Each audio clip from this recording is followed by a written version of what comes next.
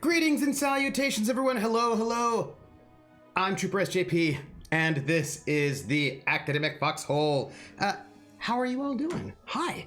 Hey, everyone. Look, we've got some things to talk about before we jump in to the game and all. And, Origami Shuriken, hello. Look, I have some things I want to talk about. It's kind of, is it important? You know, whatever. It's whatever it is. But here's the thing.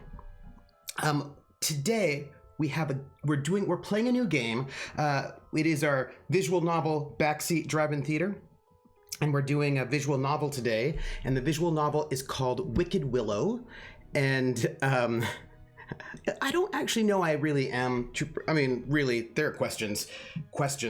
But the developer, the person who made the game, asked me to play it, and they may show up today. So I want to make sure I'm starting on time so we can talk a bit before we start the game and maybe, get it all taken care of. However, it's a name game right now.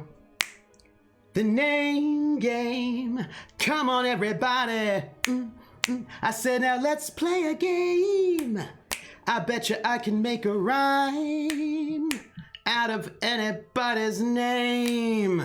The first letter of the name, I treat it like it wasn't there.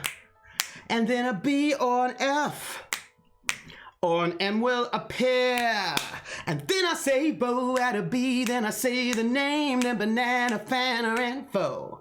And then I say the name again with an F, very plain, then a fee, fi, and a mo. And then I say the name again with an M this time, and there isn't any name that I can't rhyme.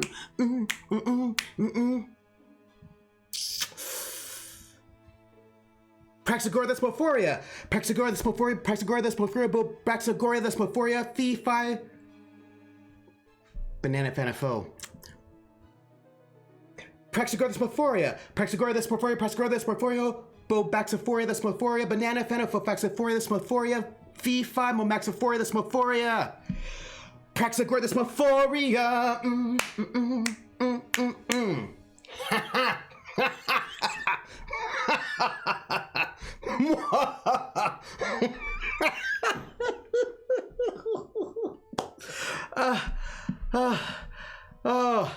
Okay, I probably should just do Prax, but then I didn't. Did the whole thing. Hey, thank you so much for that resub, Prax. Thank you very much. I do like the challenge. Look, y'all, I have so many things. Thank you for that resub. By the way, I don't know if you all know, Prax, but if you don't, then you should. Praxagora thesmophoria.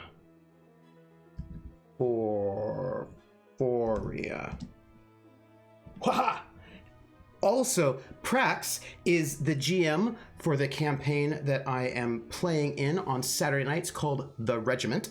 And I would say that Prax gets us into trouble, but at least for my character, it's mostly me getting us into trouble. So I blame her for nothing. I blame myself for all of it. I did the whole thing, but did you really? Did you have coffee or did you sleep? Oh, I don't. Ice Bunny, you know very well I do not drink coffee. You know that. I did nothing. So it's stressful. And then, also Anino's there. I don't know if Anino is also in the game with me, the regiment. Anino is the newest Patreon member, by the way. Thank you, Anino, for joining the Patreon, which is helping to support City of Light and Shadow and what other sort of RPGs happen on this channel. Also, I have tea for Saturday night. This is also a true thing. Origami Shuriken. Oh, I should also say that Prax is also a fellow player with me in the Witcher game, which is on Wednesday nights over on Love Laugh Lindy's channel, and also on For the North, which is a Song of Ice and Fire game, which is over on Encounter Roleplay on Mondays, 3 p.m. Eastern.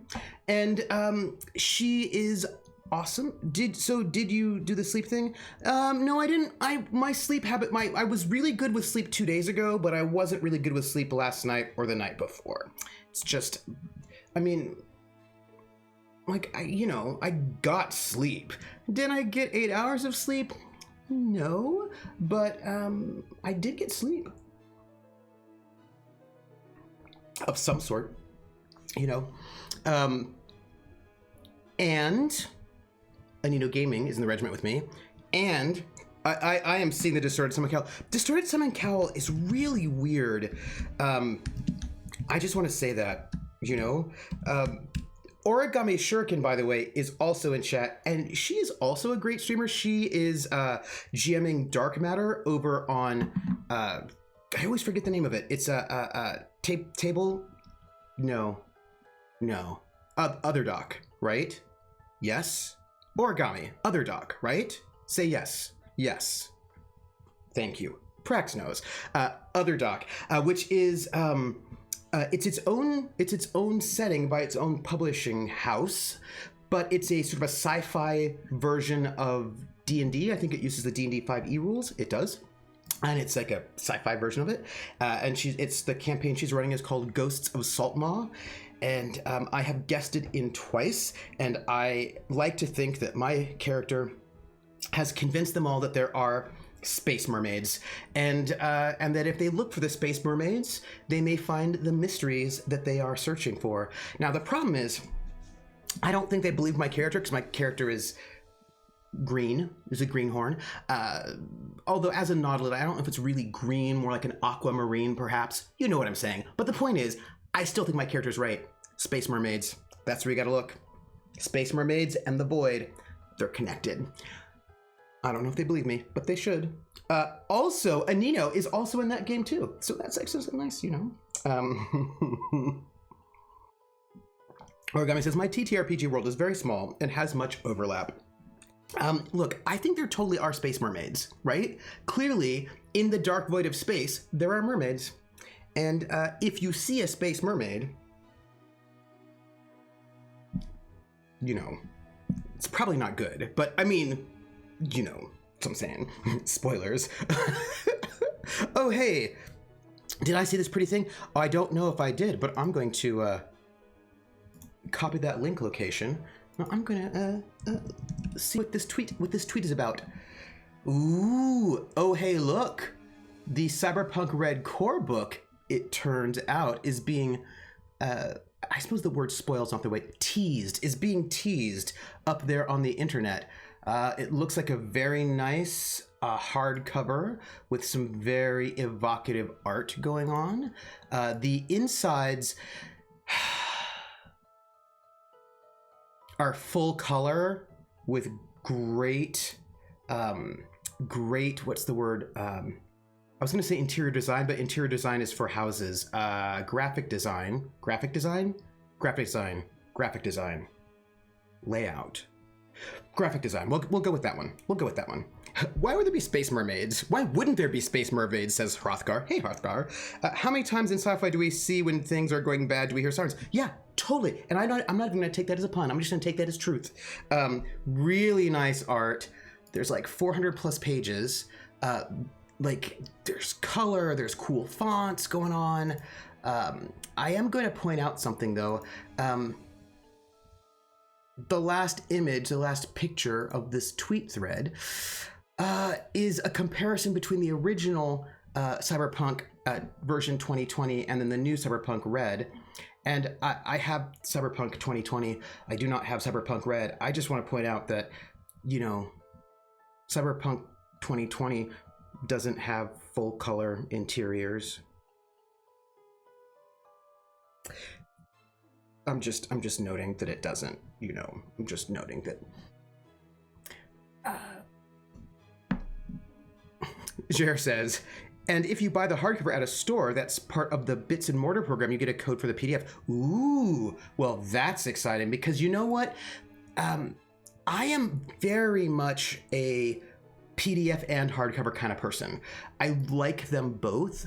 I want the hardcover for reading, like when I do my read through of the the rules. I actually want the hardcover because I want to be able to sit on a couch and read and not just have to be in front of the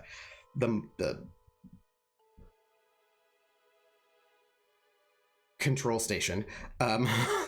Also one half the width. Yeah, one half the width. So I like being I like the hardcover for reading, but then I like the PDF for searching, right? Like for me, like the hardcover is for like the experience of reading and to really absorb, and then the PDF is for searching. And then also the book is also for if that ever happens again, if we were playing around a table, then I would want to share the book around and say like, oh, here's where you can look at character stuff. If we're like making characters or whatever, I kind of want that hard copy. But Jer notes PDFs have Control F, which is nice. And it is, and that's why I want them both. For example, there is a website that I found, which is very convenient. It has digitized all of the Game of Thrones, the Song of Ice and Fire books. Don't we forget this. Bill of the Forest. Oh, Bill of the Forest. Bill. Oh, Bill. We have to talk. And what I have to say is that I love you. But first, Bill of the Forest, the name game. Come on, everybody. I say now let's play a game. I bet you I can make a rhyme out of anybody's name. The first letter of the name, I treat it like it wasn't there. And then a B or an F. Or an M will appear. And then I say bo at a B. Then I say the name. Then banana, fanner, and foe. And then I say the name again with an F, very plain. Then a fee, fi, and a mo. And then I say the name again with an M this time. And there isn't any name that I can't rhyme. But if the first two letters are ever the same, I drop them both and say the name. I like Bob. Bob drop the B's, Bo, Ob, or Fred. Fred drop the F's, fo, red, on Mary. Mary drop the M's, mo, airy. That's the only rule that is contrary. Bill of the Forest. Bill of the Forest, Bill of the Forest, Bill of the Forest, banana, fenna, for Bill of the Forest, fee, fi, mo, Bill of the Forest. Bill of the Forest.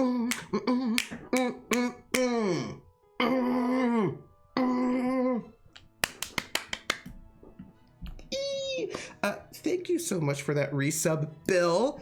By the way, Bill, my buddy, is also awesome.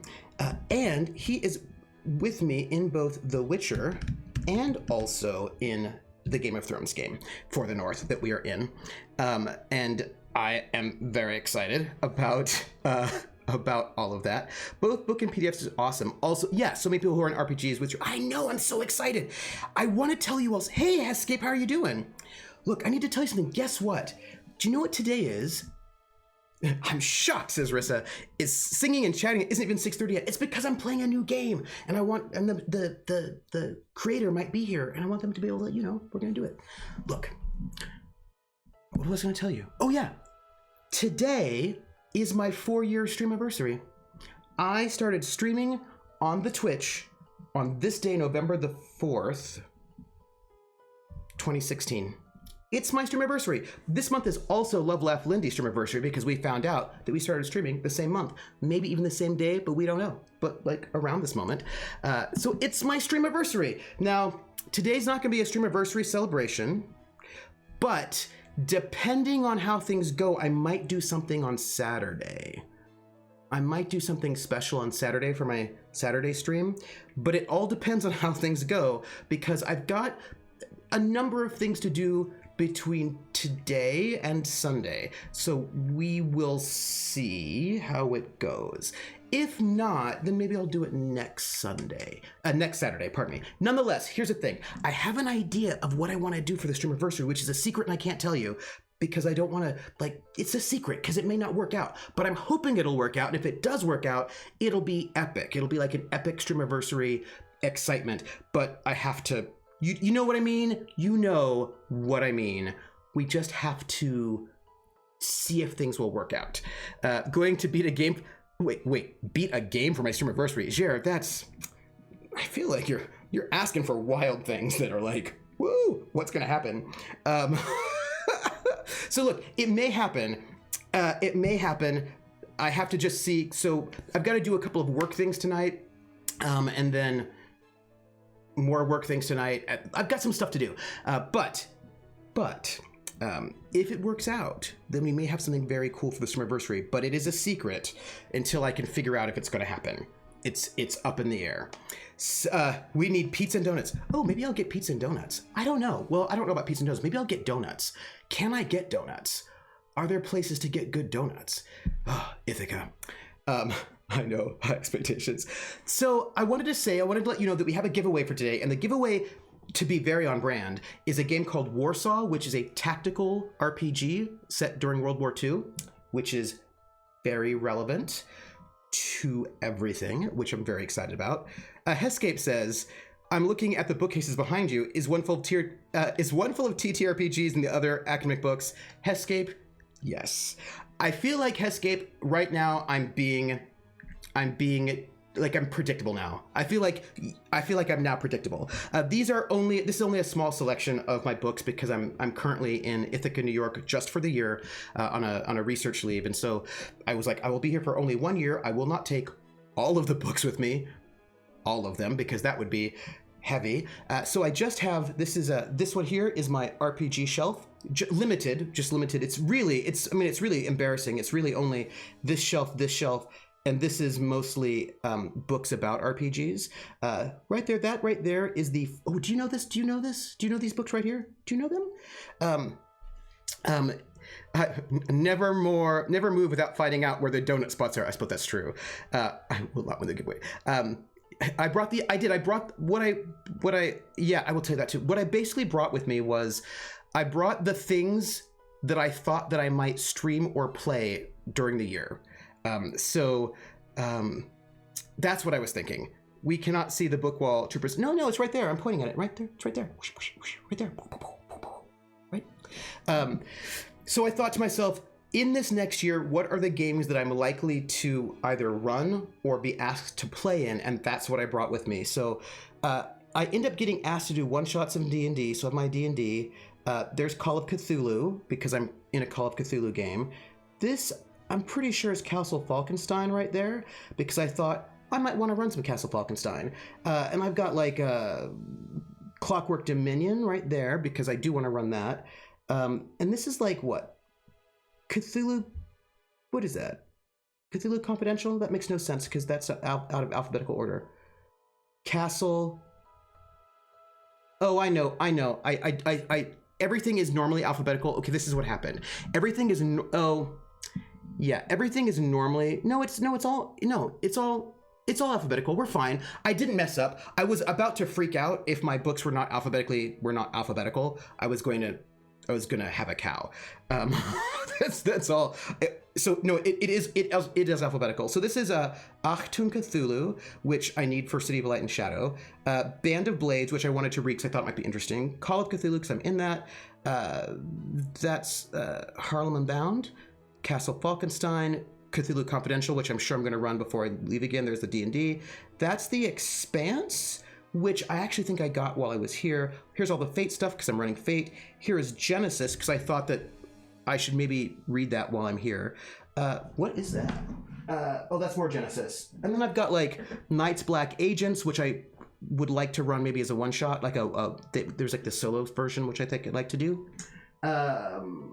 Rune Quest, which could be cool to run something in Rune Quest. 1,000 Year Vampire, which I would like to run solo. Tunnels and Trolls, which I'd like to run solo. And what? The Name Game. Come on, everybody. I say now let's play a game. I bet you I can make a rhyme out of anybody's name. The first letter of the name. I treat it like it wasn't there. And then a B or an F. On and will appear. And then I say bow at a B. Then I say the name. Then banana, fanner, and foe. Then I say the name again with an F, very plain. Then a fee, fi, and a mo. And then I say the name again with an M this time, and there isn't any name that I can rhyme. Vicendrin, but just, no. Vicendrin, banana, thanafo, Vicendrin, fee, fi, mo, Vicendrin.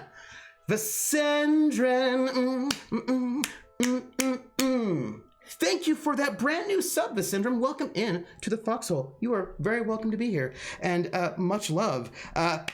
Thank you, Vicendrin. Mr. Verum Lumen, welcome in, and I'm so glad you're here. So normally alphabetical, the ABBA story. No, there are not that many books, and I think I just ended up with, I've got Zweihander in there to finish this up, and... No, actually, I don't have Zweihander with me. You know what? I have a game called Zafir, which I kickstarted, which calls itself a tactical RPG, and I thought that was interesting. That has come in, and then that white box is a game called Everway, and it is from like 1990, mid 90s. It's a TSR game. Hey, Schmelzer, and it is by Jonathan Tweet, who would go on to do. Over the Edge. Basically, it is one of the games that inspired the sort of narrative indie scene that would happen in from 97 onwards. This was one of the games that they were inspired by, and so I wanted to get, and because this game here, Everway, is clearly historically important as a game, so I picked it up because I was really interested in it as one of these antecedents of this narrative style, and I wanted to play it. But I also think, do I have it on here? Did I not bring it with me? Why did I not bring it with me? Oh. I don't think I brought it with me. How could I not have brought it with me, everybody? I also have the Dallas RPG, the soap opera from the 80s, and the game came out in 1982, and I also have that, but I just don't think I brought it with me, because I did not think it was likely I was going to run a Dallas game while I was here, and that was clearly poor thinking on my part. Yeah, TSR, leading the narrative scene, blasphemy. And then over here, and then if you just want to know, this is like dice, right? Dice and cards that are connected to the games, and this is all arts. No? Yes, okay. And then, back up. These are all art books. It's all art books, in case I wanted to, draw. And then that bottom shelf, I'm going the wrong direction. Woo! The bottom shelf.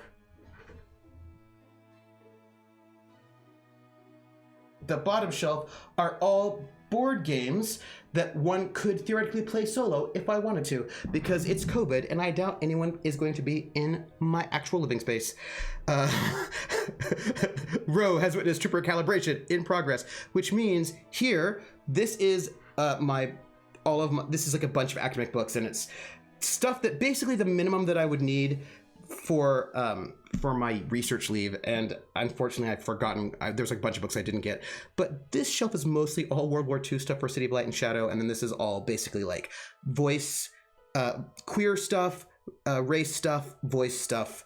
Mostly should be what most of that is, and there might be some stuff on the Enlightenment, and I think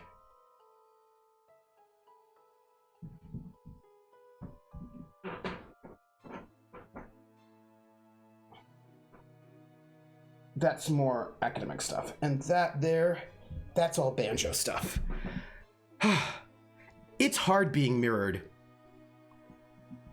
That's all. Cracks engages lurk mode. I enjoyed Mountain of Madness that I see. Oh yeah, Mountain of Madness, right? Yeah. There it is. Nope, I'm pointing the wrong way. That's a fun game. I really quite like Mountains of Madness. That's really fun. I also have, I have a game that I'm going to tell you that I really like, that I think many people don't like, but I like it. I actually like it quite a lot, and I think it's very cool, and I'm going to share it with you. And you can play it solo, but I like playing it with other people, so I don't know why I brought it, because I probably don't want to play it by myself, because I really like it. So right here, there we go. These three games right there, those three, those are the Sherlock Holmes games. It is, it's Sherlock Holmes Consulting Detective, and there are three of them now. And I think this game is super fun. If you are the kind of person who would like this game, then I recommend it. If you've never played it, it's I'm gonna just show you because it's so cool. Give me a second.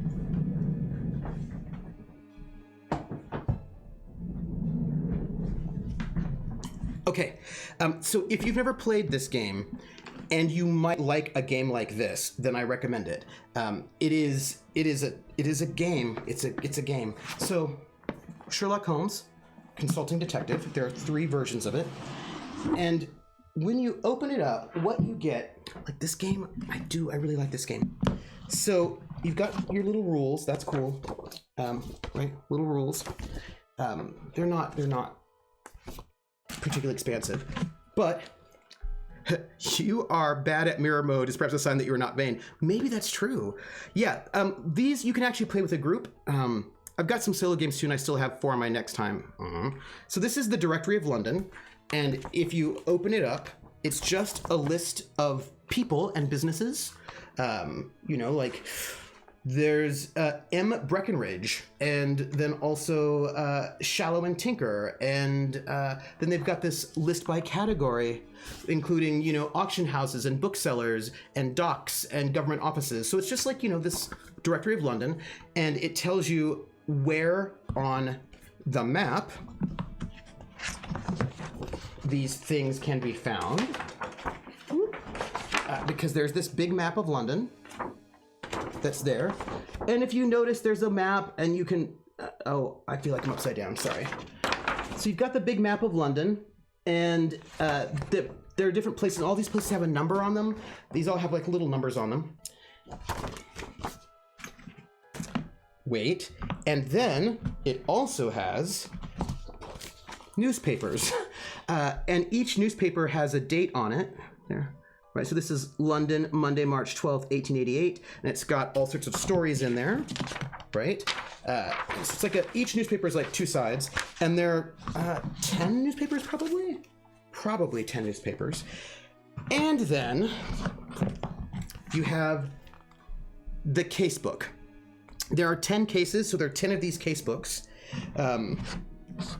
This is not a game this is not a thing that you can basically, it does not have replay value so much, because once you know the answer, then it's easier for you to, you know what I mean? Like, it's one of those things that you play it and then maybe you give it to someone. But so there are 10 cases, and in each case, okay, it's super, super cool though.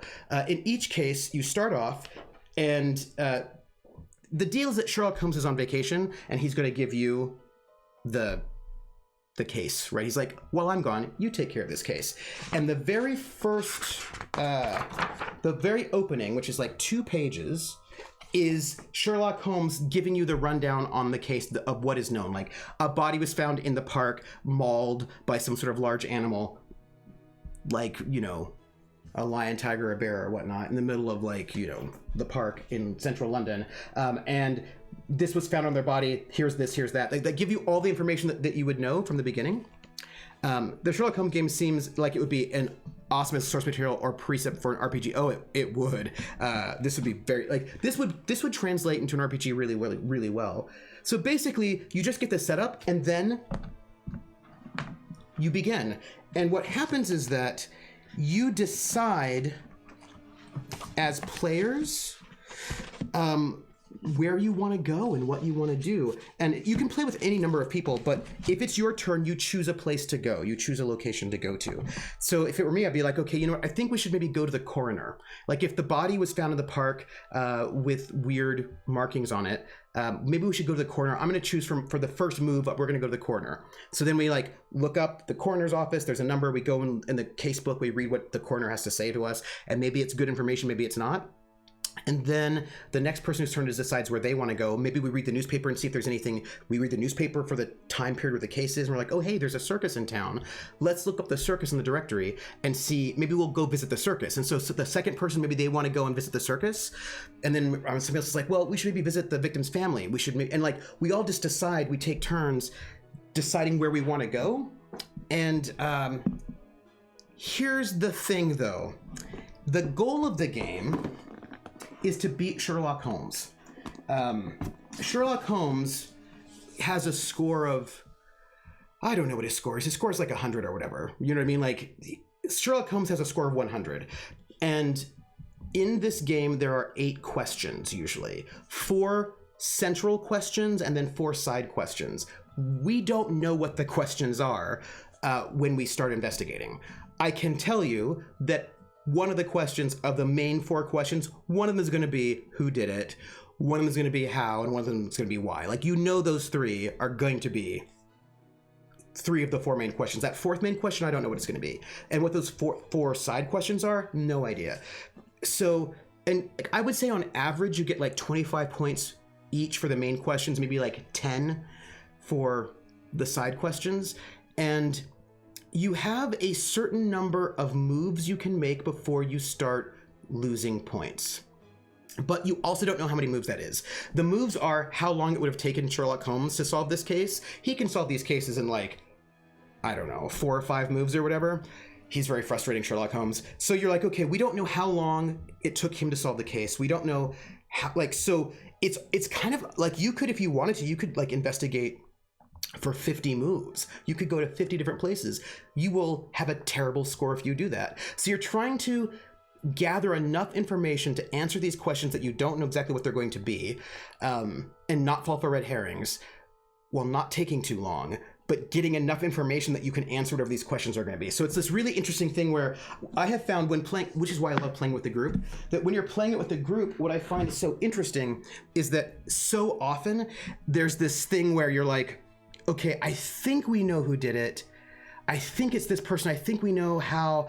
I think we know why, but we didn't actually talk to the victim's ex-wife. And what if, like, do you think we take another move to talk to the ex-wife? You know what I mean? Like, and there's this, like, there's a moment where you have to you're really sort of thinking, oh, do we actually take a couple more moves to investigate a little bit more fully to make sure we didn't sort of get things wrong? Or do we just like stop now so we don't lose more points for like taking too long? And it's very interesting. I like this game. There's if you like this sort of thing, you know, reading through newspapers, trying to put together clues and try to figure out who might be doing what, I recommend it. That's what I recommend. The Sendrin says, there's a new anime called Moriarty the Patriot that's been leading me to want to run a London-based investigative RP. This furthers that along. Oh, the Sendrin, this would be a really great resource. Especially, you know, what's funny is that I think that this would work really well as an RPG in some ways. You know what I mean? Like there's a lot of materials there. You've got a lot of cases, a lot of good stuff. I would recommend it. Don't you also lose points for you take points, you lose points for taking longer. So the longer you take, the more points you lose. So there's this really interesting balance between wanting to go fast enough that you don't lose points for taking too long, but not wanting to go so fast that you don't actually get the information you need to answer the questions that you're not certain what they'll be. The sentence is just unsure of a good system to use. I've been out of the system loop for a while. Previously, I would have used COC. Tonight's new game is Wicked Willow. So what I would say is, for system, you could always use. It depends on the feel you want. You can always use Call of Cthulhu. The new edition's very good, and has some new thing. Like the new edition has got some new modern changes to the rule set to sort of bring it in line with sort of slightly more modern aesthetics. So for example, players have luck points they can spend to up their roll. You can, if you fail a roll, you can press your luck, which means you get to roll again, but if you fail the second time, things get really bad for you. And then there's also advantage and disadvantage. So they've made the 7th edition Call of Cthulhu is just a little bit more modern. So that's a pretty good one. Why have you not told your Anglophile wife you wanted to run a London-based? Yeah, the Sendrin. I would also recommend checking out, depending on what you're interested in, the Gumshoe system. The game would be Trail of Cthulhu. Trail of Cthulhu is a little bit more cinematic than Call of Cthulhu by default, but Trail of Cthulhu is built for it's part of this sort of like it's part of the Gumshoe system. The whole idea of the Gumshoe system is that it's not interesting in an investigative game if the players fail to get the clues that they need to advance the mystery. So in the Gumshoe system games, you always succeed in your investigation skills as long as it's the appropriate skill to use.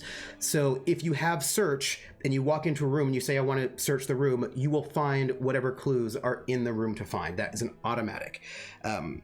Generally speaking, then, you have to roll for non-investigative things, and then you have the certain set of a pool of points you can use that you can spend to get things that are not investigative that would be based off your investigative skills. By the way, the name game. Come on, everybody. I say, now let's play a game. I bet you I can make a rhyme out of anybody's name. The first letter of the name, I treat it like it wasn't there. And then a B or an F on M will appear. And then I say bow at a B, then I say the name, then banana, fan, or info. And then I say the name again with an F, very plain, then a fee, fi, and a mo. And then I say the name again with an M this time, and there isn't any name that I can't rhyme. Odious, odious, odious, bobodious, banana, fana, fofodious, fee, fi, momodious. Odious. Thank you so much for that resub, Odious. It's been a while. Yes. Speaking of which, guess who is in the chat right now? Do you want to know? Do you want to know? Do you want to know? Do you want to know? TF Wright is in the chat today, and TF Wright is the creator of the game we're going to play right about now. Just kind of waiting for the line. So TF Wright, if you don't mind, is your game on itch? I got it through Steam, but I'm wondering if the game is also available on itch. Because if it is available on itch, then you could put a link to it, and then we could have the link, and that would be awesome. So, Meet Adam Jones says, I've been wanting to run a mystery RPG for ages, but it's so difficult writing a satisfying interactive mystery. It sounds like this could be a golden resource. Oh, Meet Adam Jones, I recommend it, and they're three books.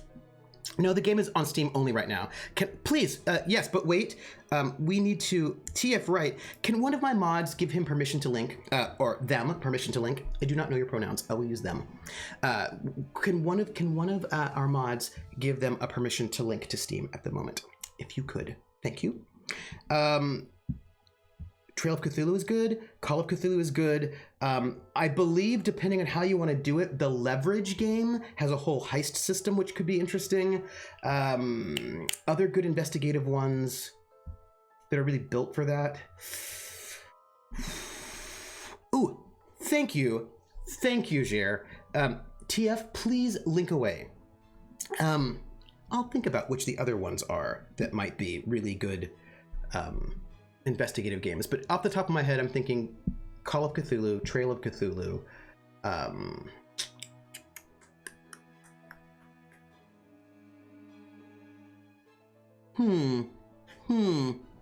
There are a couple others I can think of. Like, I know there are others that I think would be really good for investigation.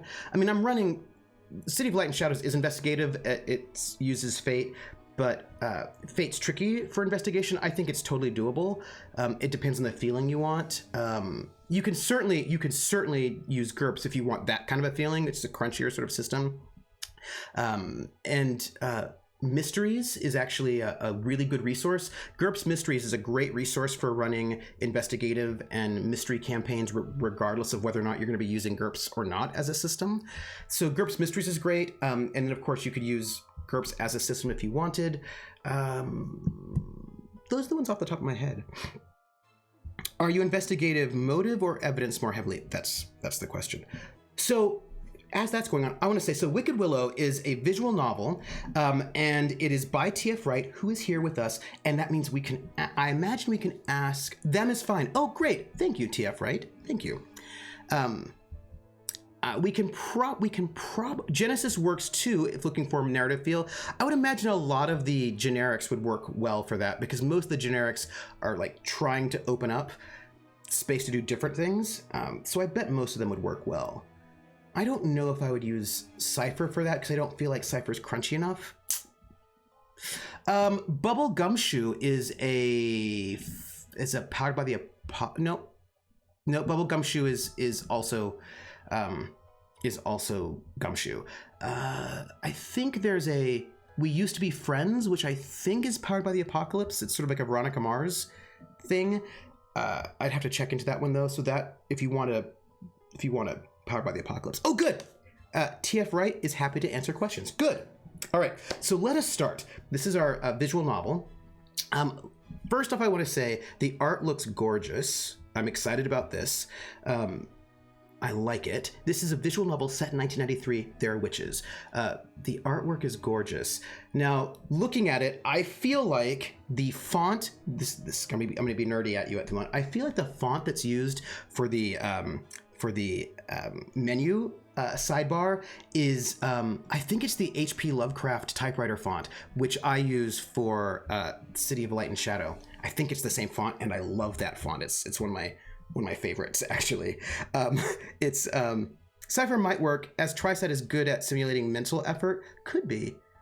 My Underwood is the name of the text font. Interesting, because the one I have that's similar to this is actually from the H.P. Lovecraft.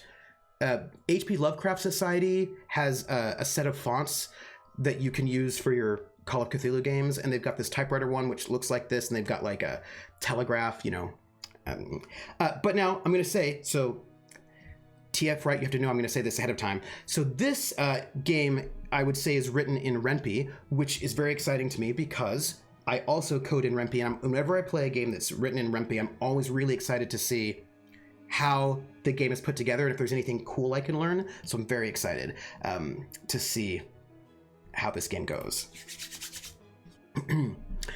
You can access the progress map from the menu screen and restart your journey at any checkpoint you have unlocked. Okay, checkpoint system. Interesting, because many of them do not. I'm interested to see how this visual novel works, like how it goes. I know that so I should back up. Reading up on the game, here's something I can tell you about it, that in the sort of the text around the game. Oh, by the way, we do have a content warning. If you're interested, you can just hit content and then you can find out about it. Ooh, my Underwood. I'm gonna just copy the link, that link location, and put it up here because I'm always excited about fonts. This is a true fact about my life. Ooh, thank you, TF Wright. Thank you. Vasindran says, I was thinking motive more so as my inspiration reference Moriarty the Patriot. The story is from Moriarty's perspective as a consultant who's essentially enabling the lower class to purify the corrupted. Oh, interesting. So my understanding from doing a little bit of reading is that the game has basically 8 different endings and every choice matters, and it's not... so apparently the way it's... I don't know, we have to play through it. But apparently, so every choice matters. It's not going to be like... redundant choices, and so it gives you a lot of space to move. So it's I think the feeling is that it's not going to feel super linear. It's not. It seems to me like the way that it was described is that it's not going to feel like there's basically just 2 paths and like you just do 2. So like I'm very excited to see how this is going to play out, and that there's a map and a checkpoint system already says to me that this is going to be doing something a little bit different from a number of visual novels. Truly wicked start from innocence. Ooh. Let me turn up the volume a little bit on the game. Let me just do that. So you have a little bit more. TF Wright says, yes, every choice causes an immediate impact on the story. There are 8 total paths. See, that's interesting.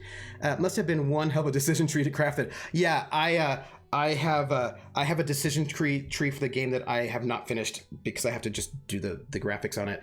And I'm just saying that when I was making my decision tree, it was a long decision tree is what I'm trying to tell you. That's all I'm saying. All right. All things truly wicked start from innocence. Which author wrote those lines? Oh,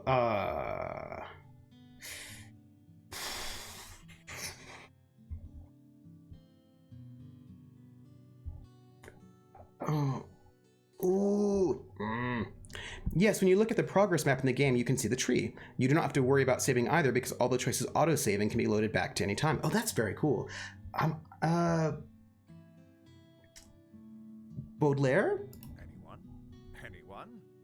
All right, I guess I'll just call on someone randomly. Don't you fucking dare. Oh, first off, the answer is always Kierkegaard. Conversions are one of the most terrifying things on the list. Yeah. So, side note, this visual novel has voice acting. I don't know how many of you hang out in the original English language visual novel scene, but many of the visual novels do not have voice acting. This one does. It's interesting, right? That's cool. Also, she looks very grungy, and I love that. It's 1993. Willow, how about you? Where's a good fire alarm when you need one? Or an air raid drill? I wonder who the voice actors are. I'll just have to look it up afterwards. Ernest Hemingway? Oh, hello, Avery.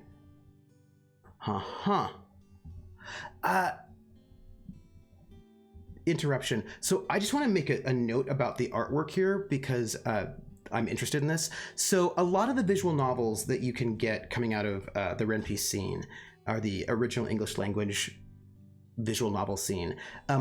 All have there's like a very popular art style that most of the games are in, and especially games that are set in high schools. And it's a kind of a faux anime style that I like to call the shiny boob style, where it looks sort of like anime. They're trying to go for an anime look, but it's a very kind of homogenized anime look where everybody's skin is particularly shiny in ways that you're like, what is going on here? And there's so many visual novels with the exact same art style, and the art style is fine. It's okay, but it gets very...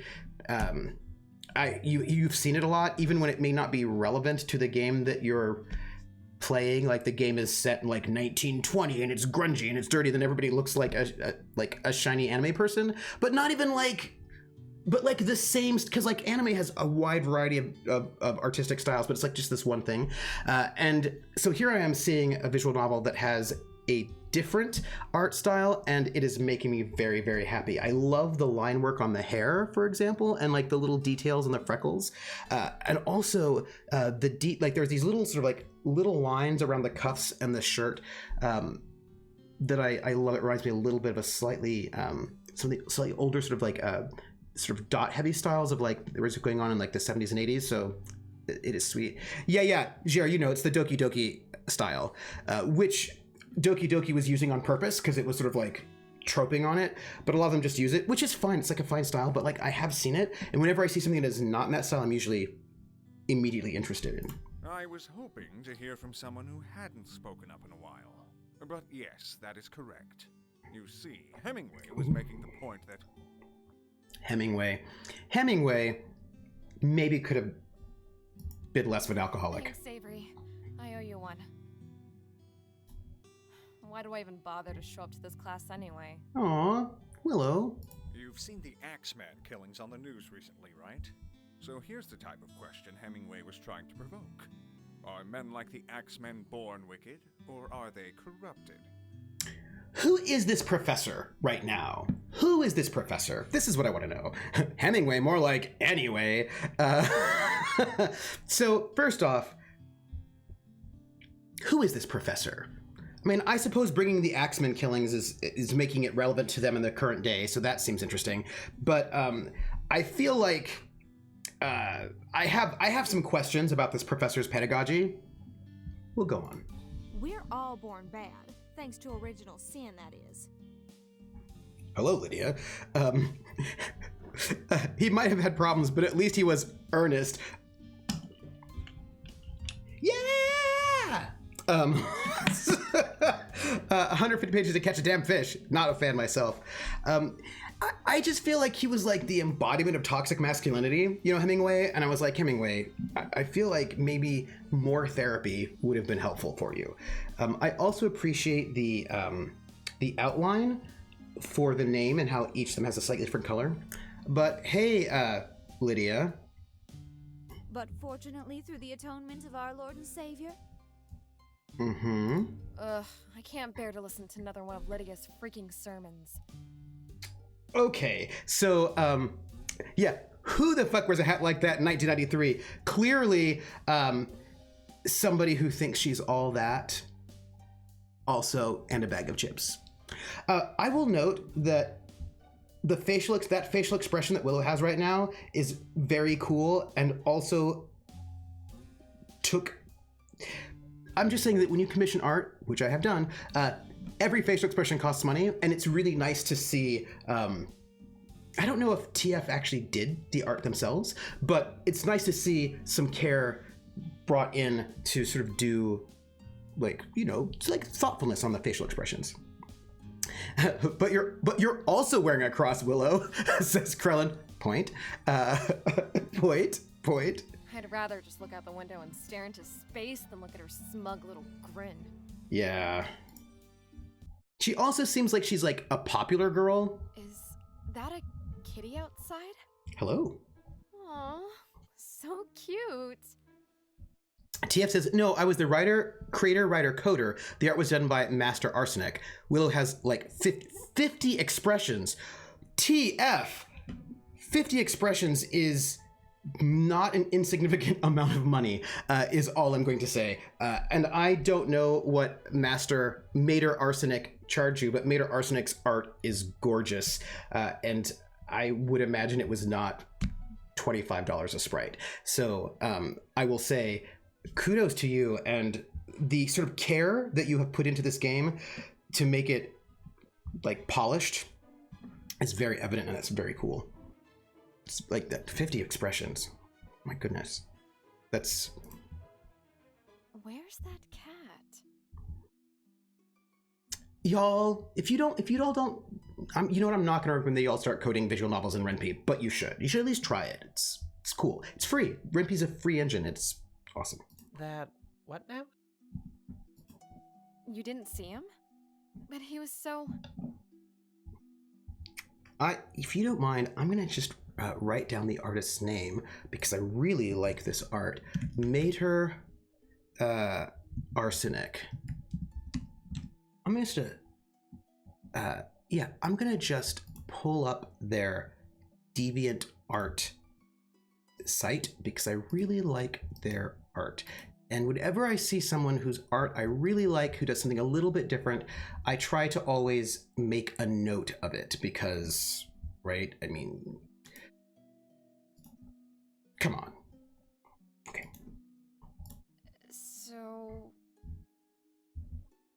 So cutesy? Knowing what my rates would be, that's some investment. Yeah, I could never wrap my mind around Python, so could never Ren'Py. You know, it depends on what you want to do, Jer. Basic Ren'Py doesn't actually need you to do much Python at all. Only if you want to do more complicated things, but like basic stuff you can just do in their scripting language. If you want more complicated things, then yes. Fuck no. I'm not a little kid. Oh, I see how you are, Willow. He was an interesting kitty. I want to know what kind of hat she's wearing. Unlike you, I was paying attention in class. Oh, Avery. Why bother? You are so 1993 right now, Willow. Oh, why is the X-Men evil? Was it Satan? Was it bad choices? Oh, this art is really expressive. I really like it. Well, what do you think? None of that. I mean, our society wants everyone to be a perfect little cog in the big machine, right? No wonder some people snap. Hell, the surprising thing is that more people don't. And Avery is a huge nerd who's not going to get to date Willow. Nope. I suppose Ren'Py would be to Python as jQuery is to JavaScript. Maybe, yeah. Because mostly, yeah, it's yeah. I feel like, Jer, like you've been around a computer. I think it wouldn't be so bad. I will say, poll, everyone. Here's your poll. What music do you think Willow listens to? It's 1993. I'm guessing she listens to Riot Girl. This is my guess. I think. I don't know what town she lives in, though. This is particularly woodsy, so I doubt it's San Francisco. So I don't know how keyed in she is to the queercore scene in 1993. But I'm betting you she listens to some like Sleater Kinney is my guess. Lilith Fair, yeah, it's like 93, right? I bet Sleater Kinney, Lilith Fair. Depending, you know, she might I bet some alternative, right? Kind of yeah. This is techno if she's German. That's a pretty salient observation. Why not bring that up and... What's the point? Willow. Well... Yeah, she's definitely doing something in an alternative area, right? Like, I don't. But then she also might be. She might like throwback stuff, or she might be very current. I don't know. But it's like 93, right? So could be garbage. Could be whole. Could be Sleater Kenny. Could be like Liz Phair. That's kind of a broad question. Maybe she's into REM. Depeche Mode. Kitty's not here. I guess he went into the forest. I'll have to go after him. Probably owns. Oh yeah. She probably owns Jagged Little Pill, no doubt. She probably also listens to Tori Amos. It's 93. I bet she listens to Tori Amos. Like 1983. What is she listening to? Yeah. Oh, Fettes Brot. I don't. Gone in there. You must have a death wish. Is that it? Ooh. Kitty was my favorite band in the 90s, but I don't know if anybody remembers them. I do remember them, actually. I'm also thinking of Toys and Babes in Toyland. And also the Donnas, Team Dresch. What the fuck do you know about death wishes? It's a walk in the woods. What's the worst that could happen? Well, maybe he's got a scar. You should maybe listen to him. I know the Axeman dumped a few of his victims there. Isn't that right? He could be anywhere. Brackish is my jam. Yeah, Fish Mob. These woods are huge. Even if he's out there right now, the odds of me bumping into him are... Hello, nihilism, my old Why friend. take the risk? Avery's risk averse. What do you two want me to do then? Just live my whole life feeling afraid? Not take any chances because I might drop dead at any moment? I really love this art. It's very, very expressive. How the fuck am I supposed to get out of bed in the morning when a meteor could crash into my front door? You are 16, right? Because I feel like I've met you. How am I supposed to cross the street when... Uh-oh. Well, if that's how you feel about it, then there's nothing I can say, eh? Although, she might technically be 18 because it's a visual novel and everybody's 18 in visual novels. Everybody in high school is 18 in a visual novel. Willow, do you want to talk about... No. TF, usually the person who does the sprites is not the same person who does the background art. Who did the background art? Because I really am enjoying the glints of light streaming in through the trees. Yeah, angst, all the angst creation. I just thought, if you don't feel comfortable talking to me, there are people who you could,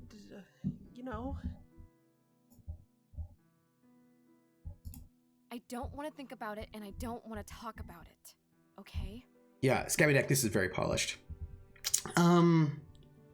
There's a mystery in the background. Willow, you can't just be numb all the time. Why the fuck not? Yeah, okay. I get it. Avery, I'm happy to help anytime, Willow. I want to give Avery a hug. But Avery, that is not going to work right now. She's in angst base, and it's not going to work. You did seem a little more distracted than usual today. I like my tea and angst Breakfast Club style. Actually, you still seem distracted. I wasn't distracted. I was totally focused on looking out the window. Yeah, I just want to give Avery some hugs. And is it because he's got a Caesar cut? Partially. How could you have missed that cat? The cat. Why is he so interesting to you again? Because... Also, the voice acting is Because he looks well just done. like the kitty I used to have as a kid. Aww. But I'd rather not go there. Okay, some sort of childhood trauma. Can't I just be a person who likes cute cats? Because kitties are better than people. I thought you said liking the cat for being cute made you a little kid. Whatever. I feel like Willow probably says whatever and rolls her eyes a lot is my thought. Oh, there he is! Come here, you. Okay, well, let's see what's gonna happen. Here, kitty, kitty, Ooh, kitty. hey. Nice. Hello, people. Where is the little guy? Okay, so that was very cool. Seems to me 2 layers. That was a TF. Good work on the animation language there. That was nice. That was nice.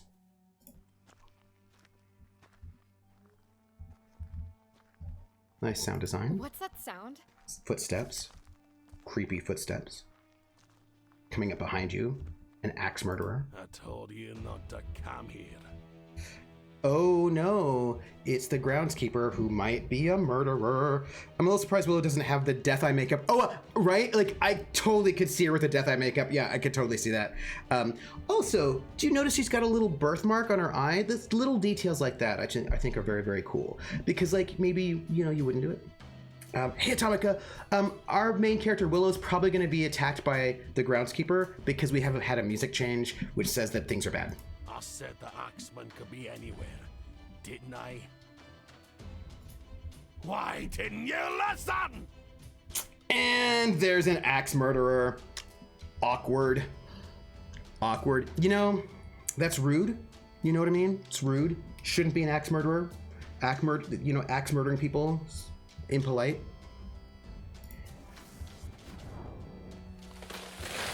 Oh! Okay. That was some nice. Nice one. Very nice. Talking cat. Also, there's some nice animations there. This is well done. She's a mage. Hello? Who's there? Hello, hello. You can talk? And you can crush people to death with trees. I didn't do that. But you did. But you did. You sure did, mate. Mm-hmm. Oh, Hey, where are you going? the cat will be back. Don't worry about it. But now the police are coming. Are you gonna run or are you gonna stay? So the tree just fell? Just at the right moment? Yep, because of the magic. Biting lip. Hey TF. Inspired at all by Willow from Buffy? I'm just asking. Just asking. I don't have a fucking clue what happened back there. I just can't believe it. Willow, the groundskeeper, was the Axeman. I was standing right next to him. Clearly. The cat came back the very next day. Yeah. Talk about irony, right? I mean, I survived an encounter with a fucking serial killer while my... Backstory, people. Never mind. I think you know what I'm trying to say. Avery knows what happened in the past. So whatever happened, this thing that we don't know yet, Avery knows. TF says, no, I've never seen Buffy or Sailor Moon. My 2 biggest inspirations were the game Life is Strange and the anime Madoka Magica. Ah, Life is Strange, very good. I can see the top of what looks like the Nirvana dead smiley, maybe. Maybe, yes, maybe. Yeah, no worries, Willow. I get it. All this because you were chasing that cat? I never want to see that cat again as long as I live. You mean that cat over there? Yeah, that's the crazy cat. Meow? Hey, cat, doesn't count if you just say meow because then you're still talking. I'm just... What was so crazy about him again? The talking. It's the... How am I going to explain this to him without sounding like a total nutcase? Don't. Just don't. Fuck. How do I know I'm not a total nutcase? I mean, it was pretty traumatic. Maybe I was just hallucinating or something. It's possible. Just put it the cat just said meow. That's what. Nothing. Willow, there is clearly something bothering you. It might have been the serial killer, Avery. Like, I'm just going out on a limb that maybe it was the serial killer. I don't know. That would be my guess. Atomica, this is a game. It's a visual novel set in 1993 about the main character, who's Willow, who's down there in the lower left, who is a witch. Although I think she doesn't know it at this point in time yet. she just caused a tree to fall down on a serial killer, but she does not seem to know that she's a witch. So that's all we know right now. This guy Avery is her best friend, I'm going to say. Clearly has known her for a long time because he also knows about whatever the mysterious thing is from her past that was traumatic that we don't yet know. Also, there was a serial killer, but he's dead now. Awkward. Nobody would think less of you if you wanted to take some time, maybe see... A therapist? Hey, it's not a big deal, okay? I was just in the wrong place at the wrong time.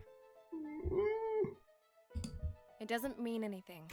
It's 1993. She's very emo.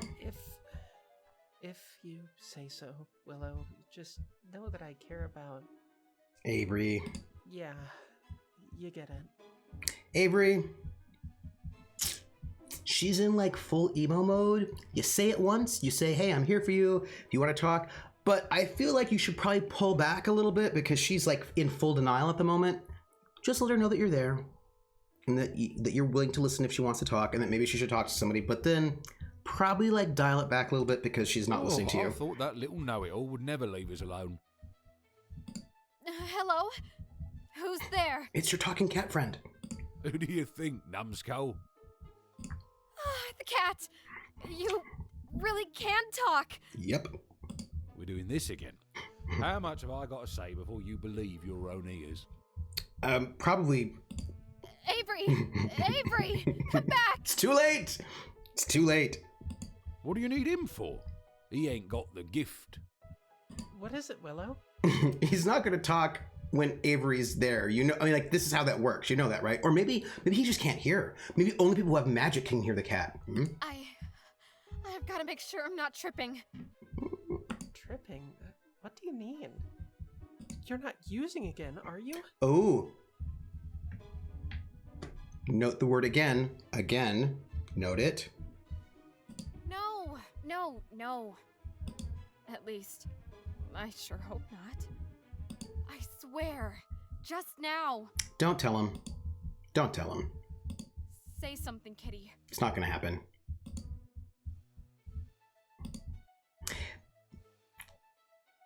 You know, I'm just saying, if you know that this thing is going to make you look like you have lost your mind, and you don't want people to think you've lost your mind, maybe just don't tell them. It's just... Meow.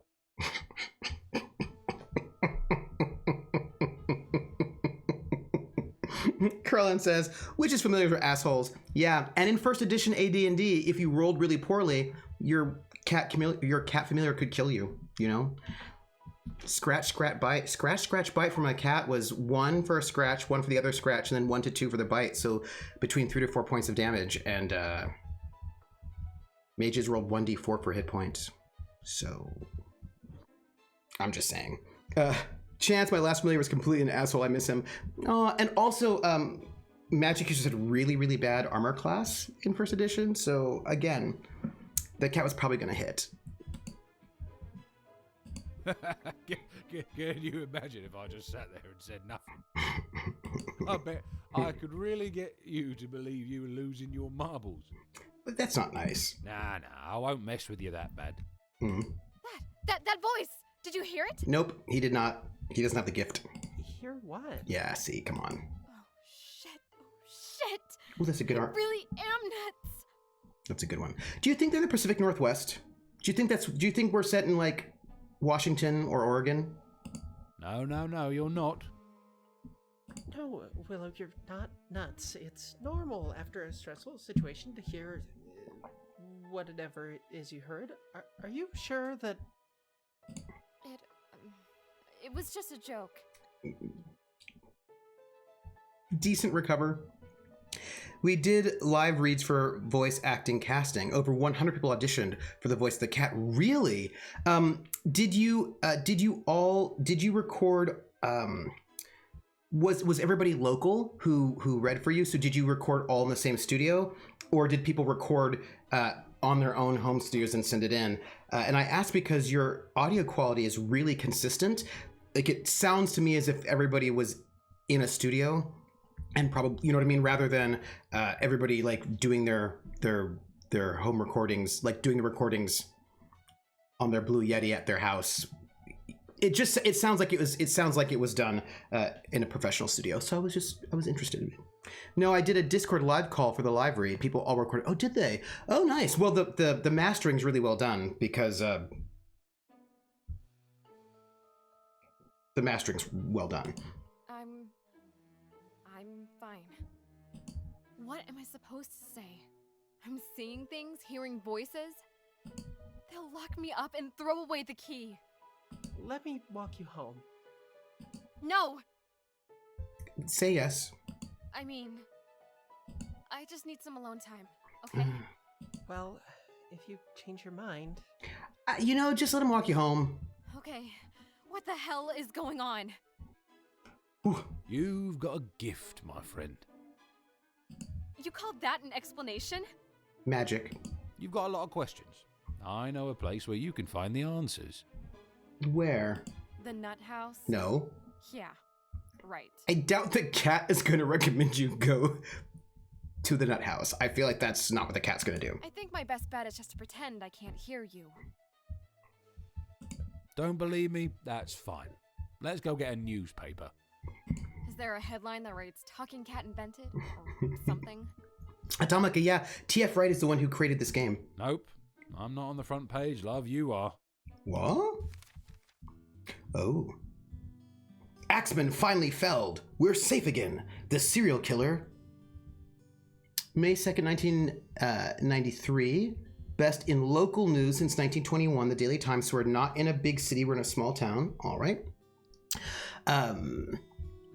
The serial killer, known popularly as the Axeman, has died. Earlier this afternoon, by a fortuitous accident, a tree toppled onto and crushed the notorious murderer. This reporter hopes the Axeman was able to appreciate the ironic nature of his manner of death before he succumbed to his injuries. Local resident Willow, continued on 84.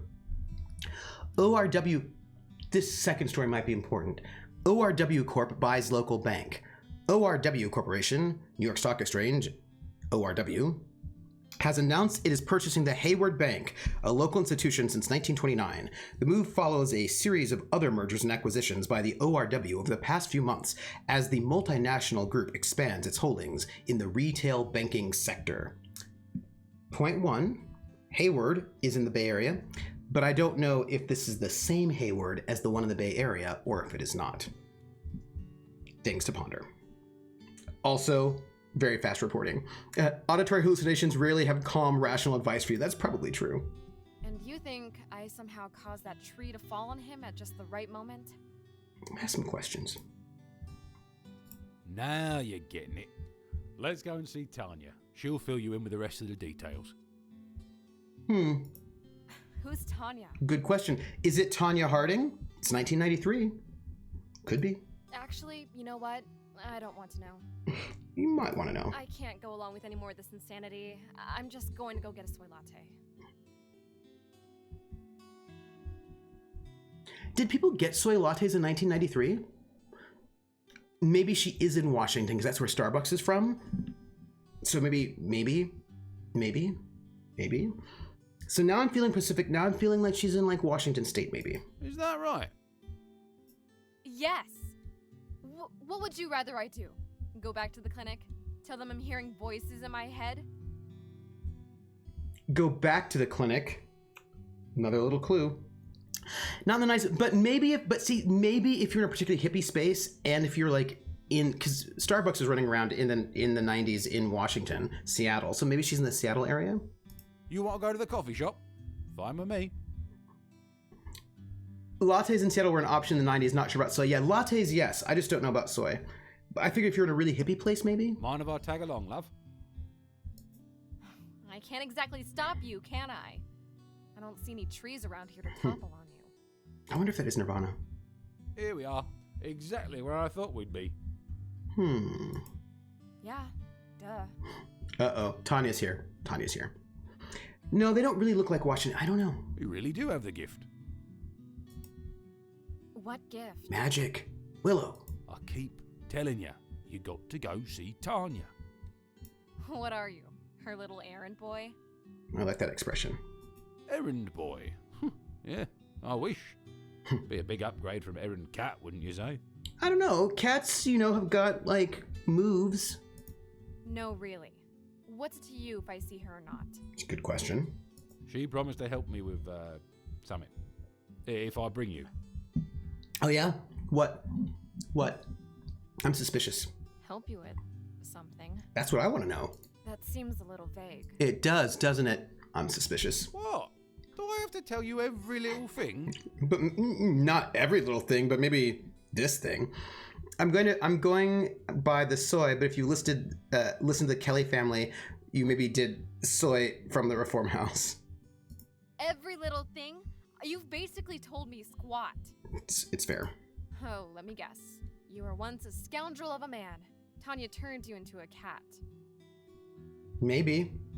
And she'll turn you back into a human if you help her with enough favors and learn some moral lesson. Possibly. Whoa! Tanya said you'd be powerful, but she didn't tell me you could read minds. That was a fucking joke. That was just a mashup of every dumb fairy tale cliche. Well, it might be true, You're though. really in a good mood today, aren't you? Kat, what's your name? We need a name for you, Kat. Oh, I'm sorry. Is nearly getting murdered supposed to put me in a good mood? She has a point. I've already told you I don't want any part of this. I just want to move on with my life. Yeah, but if you have magic, wouldn't that be cool, though? Tell Tanya I'm busy today, okay? Carlin, Kat isn't a good enough name for you? I don't know, I just feel like his name should be something like Waldorf or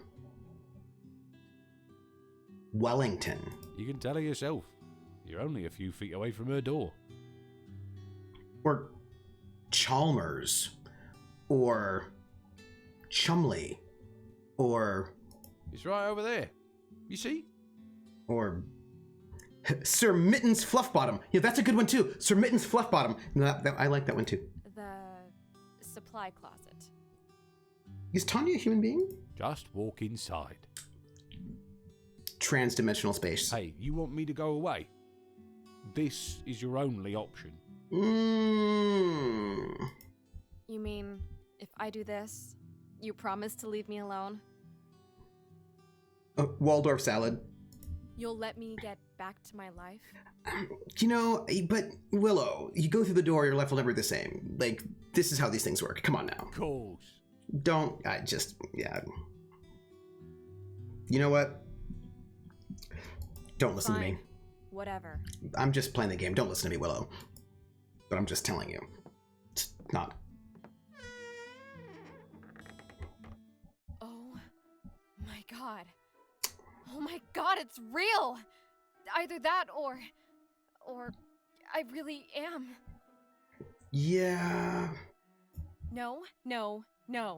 Not gonna go there. It's real. I don't know how, but it's real, damn it. Yep. Magic shop. Willow, it is good to see you. Mm-hmm.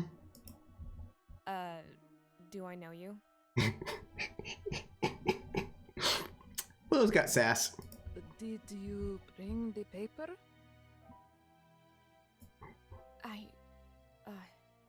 Yeah, here it is. I just... Don't get me wrong, this is like the coolest shop ever. But how can this place be like... It's magic. Shh. Oh.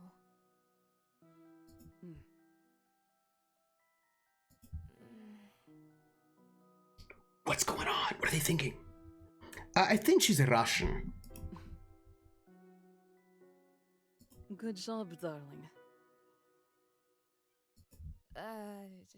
Thanks. I guess? Unless she's talking to the cat? For what? Killing that serial killer? Willow, you know what you did. No. But I didn't. The tree just fell on its own. Young one, you're here, aren't you? What more proof do you need that you have the gift? I feel like people, Tanya, Kat, perhaps you should use your words and explain a little bit more what you mean by the gift, because she clearly doesn't know, so you should just say, you have magic in your veins and you come from a long line of witches or something along those lines. Just a bit more explicit because she's clearly in a little bit of denial. Hey, Barantor. People keep saying that. What kind of gift? That's what I was trying to tell you, Tanya. You have to tell her what you mean by the gift. Hey, Barantor, we're playing a visual novel. Somebody's watching me. I always feel that somebody's watching me, and I have no privacy. Whoa, I always feel that somebody's watching me. Tell me, is it just a dream? TF Right. Thank you so much for the follow. That's very kind of you. You are now an official member of the Academic Foxhole. Hang out with us. And oh, by the way, TF Wright is the creator of this game. Lots of polish, very exciting. Unlike others who can only sit and daydream, you can manifest your imagination.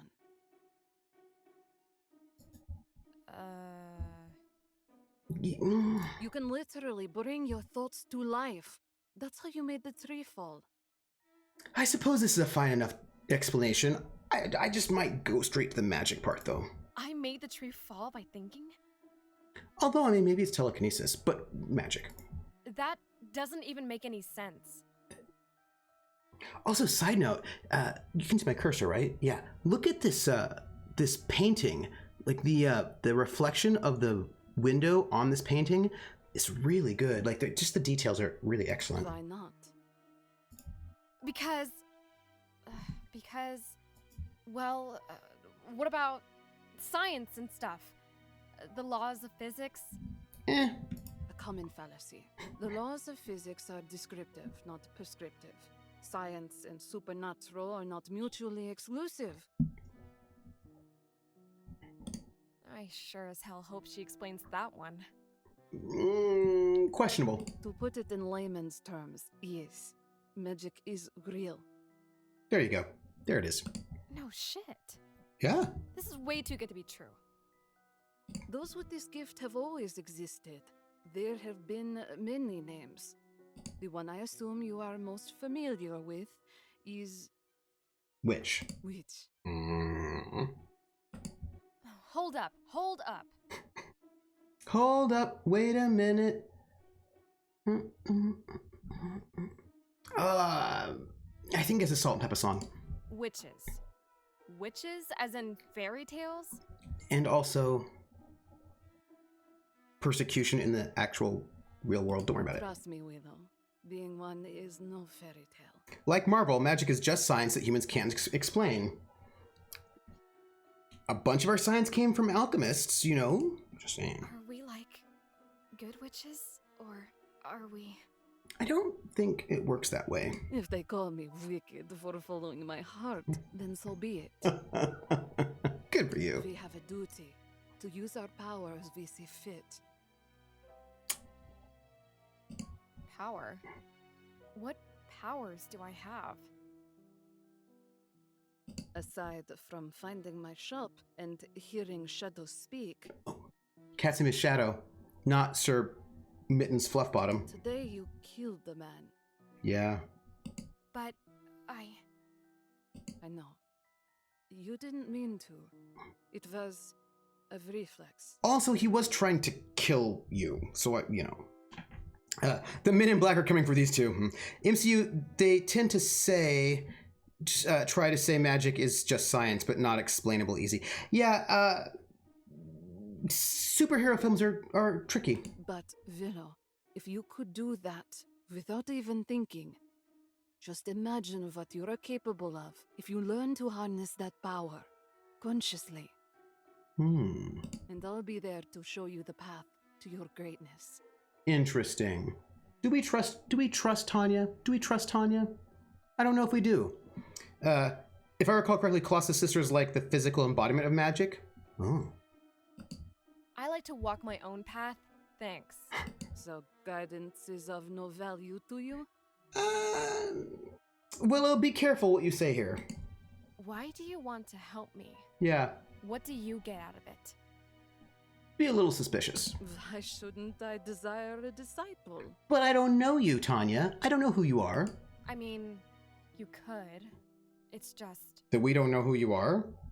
Seems like there's gotta be more to it than that. Yeah, what do you want? What's going on with you? There is indeed. Why would you ever doubt a woman wearing a pentagram? See, no, it's just that, like, if magic is real and I have all this power, I'm Willow right now, and some rando's like, hey, you have magic. Why don't I guide you to use your huge powers? I was like, well, what do you want to guide me to do? I don't know who you are. Oh, let me guess. All mysteries will be revealed at a later time. In a literal sense, that is true. However, it would be more accurate to say that all mysteries will be revealed through trial and error. Sure, whatever. Here are my thoughts. Tanya knows stuff that we don't know. We probably do need some kind of training. So we should probably take her up on her offer, but be suspicious, you know? Like, just be aware of the fact that maybe she doesn't have our best interests at heart, so be, you know, internally, be skeptical. So, how do these powers even work? It is difficult to explain, as well as quite time-consuming. Join me for a cup of tea. No, I don't. Questionable. I don't know about the tea. I don't know about that. Because what if she tries to drug you with a magic potion? Man, this tea is hella nasty. I wouldn't have drunk the tea. I wouldn't have drunk the tea. A witch's power comes from manifesting her desires. Although the manifestation can express itself differently in different witches. Try imagining something you want. I can tell you didn't like my tea. I can. Barentor asked if I can turn up the voice acting, and I 100% Somebody's can. watching me. Ooh! I always feel that somebody's watching me, and I have no privacy.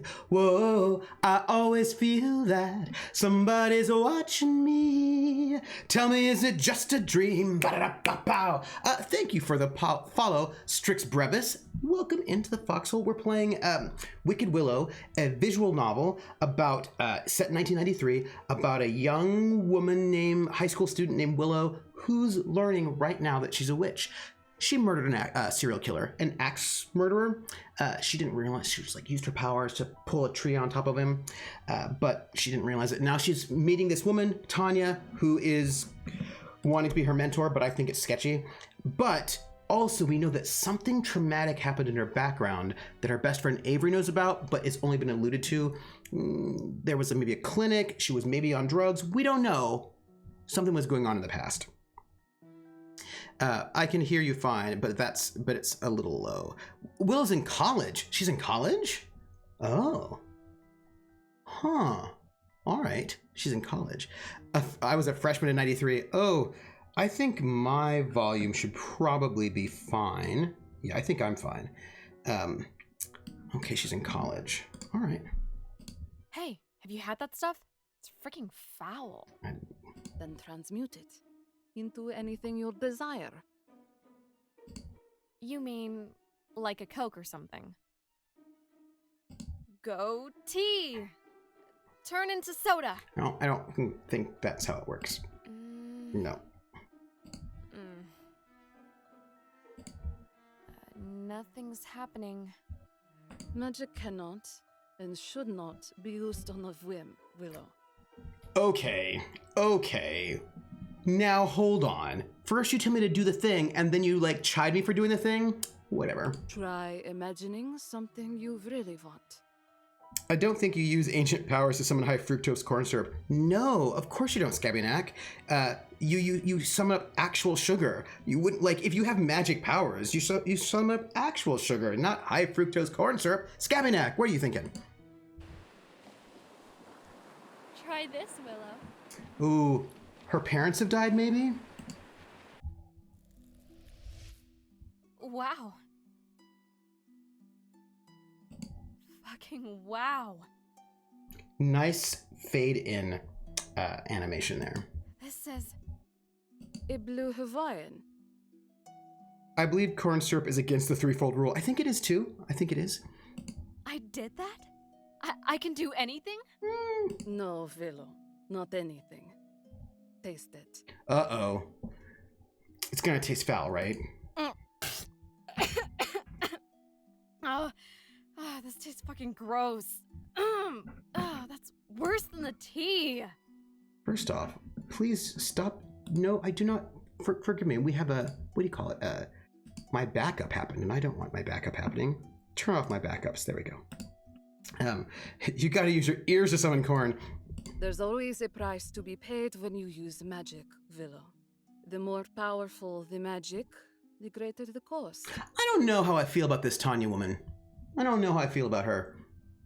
Therefore, you must take care not to use your powers for trivial matters. Right, but she told us to do that.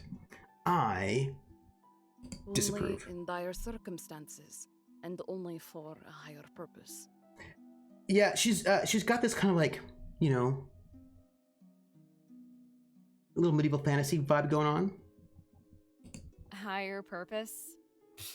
No such thing. Ooh, you two are gonna get along. I don't believe in that crap. I'm an atheist. I don't think that's what she meant. Religion is just a crutch for people who can't handle pain. Yeah, goth Mrs. Claus. Yeah. And have you had much pain in your life, Willow? Yes. Sexy Russian Elsa Ms. Claus. Yes. That seems like a personal question. Well. Indeed. I'd rather not talk about it. Yeah. If you say so, Willow. Come back tomorrow. We're done for the day. I don't know. I don't know how I feel about this woman. I don't know how I feel about her. What do you think of Tanya?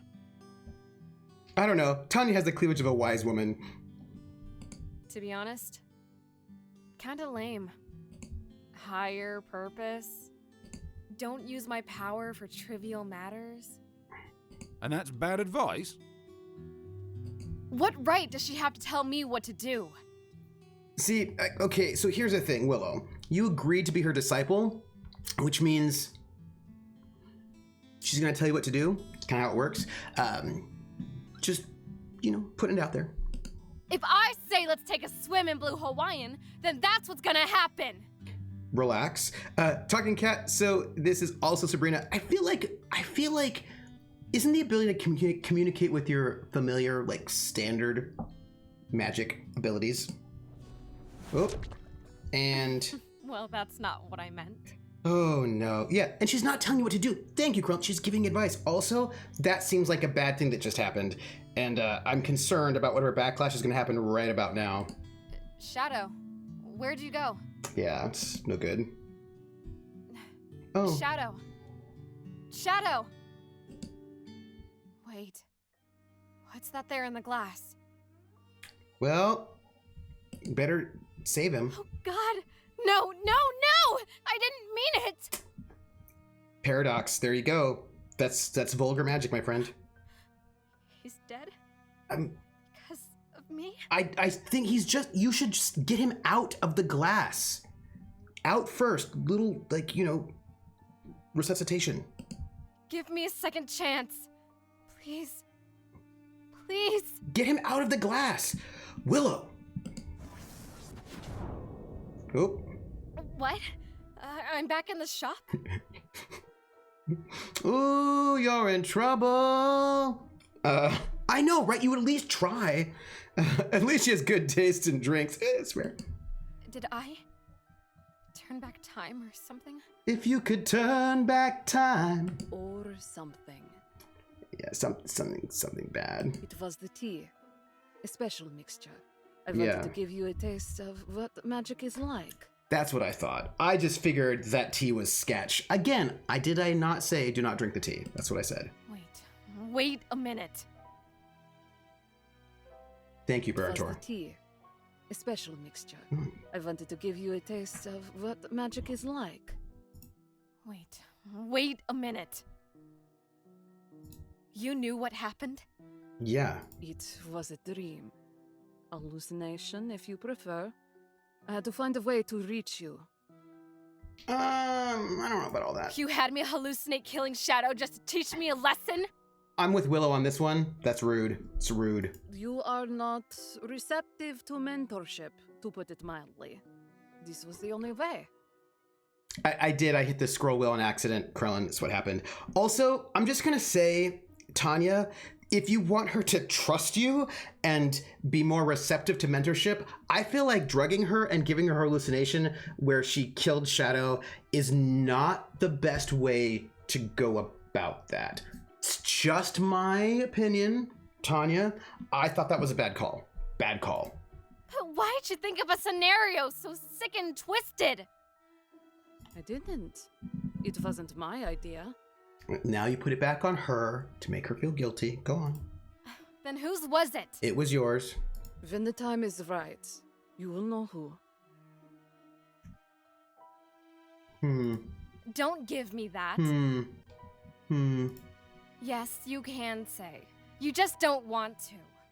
The deception was not born of a capricious whim, Willow. Krell's like, Trooper, stop paradigm shaming.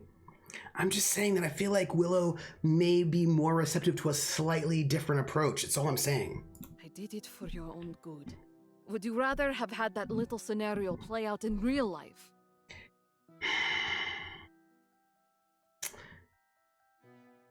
Of course not. I merely wanted to instruct you that magic is not free, Willow.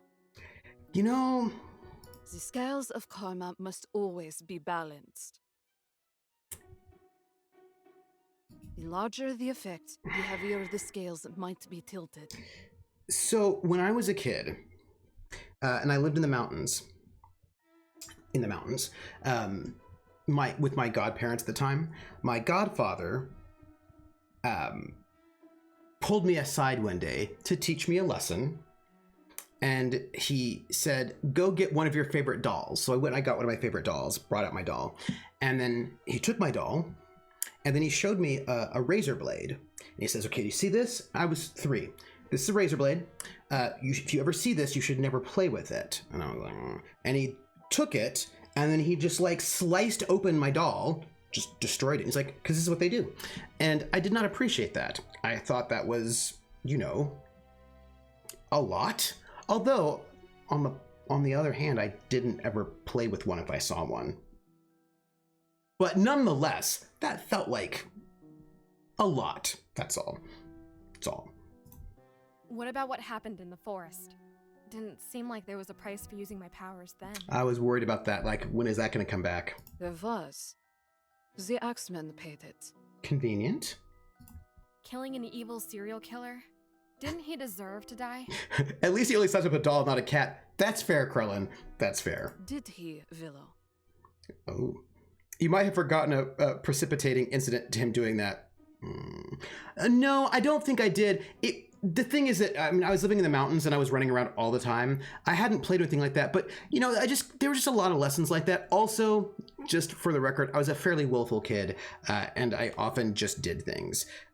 Did he stitch the doll again? He did not. There's an age when a lot of kids are very curious about knives. Yeah. Now, I will note, when I was 2 years old, I have a little scar on my tummy, which you cannot see because I'm wearing a shirt. But I have a little scar on my tummy. It's a little rectangle. And I got that when I was 2 years old because, you know the old radiator heaters that you would have in a house, an apartment? That we had a radiator heater in my apartment, and I wanted to go and check it out. And my mom was like, don't check that out. And I was like, and I was going to try to check it out. My mom was like, don't check out the radiator because it will burn you. So don't do it. And she wouldn't let me touch the radiator. I was 2. She kept stopping me whenever I went to the radiator. But here's the thing about people. They have to go to the bathroom sooner or later. And the minute my mom went to the bathroom, I walked right over to the radiator and I burned myself on the tummy so bad that I still have a scar for it to this day. So maybe it was not a bad idea that he gave me the lesson that way, because I was a person who, I'm just saying that maybe sometimes I was curious and also didn't listen to people when they told me not to do things. That is a possibility.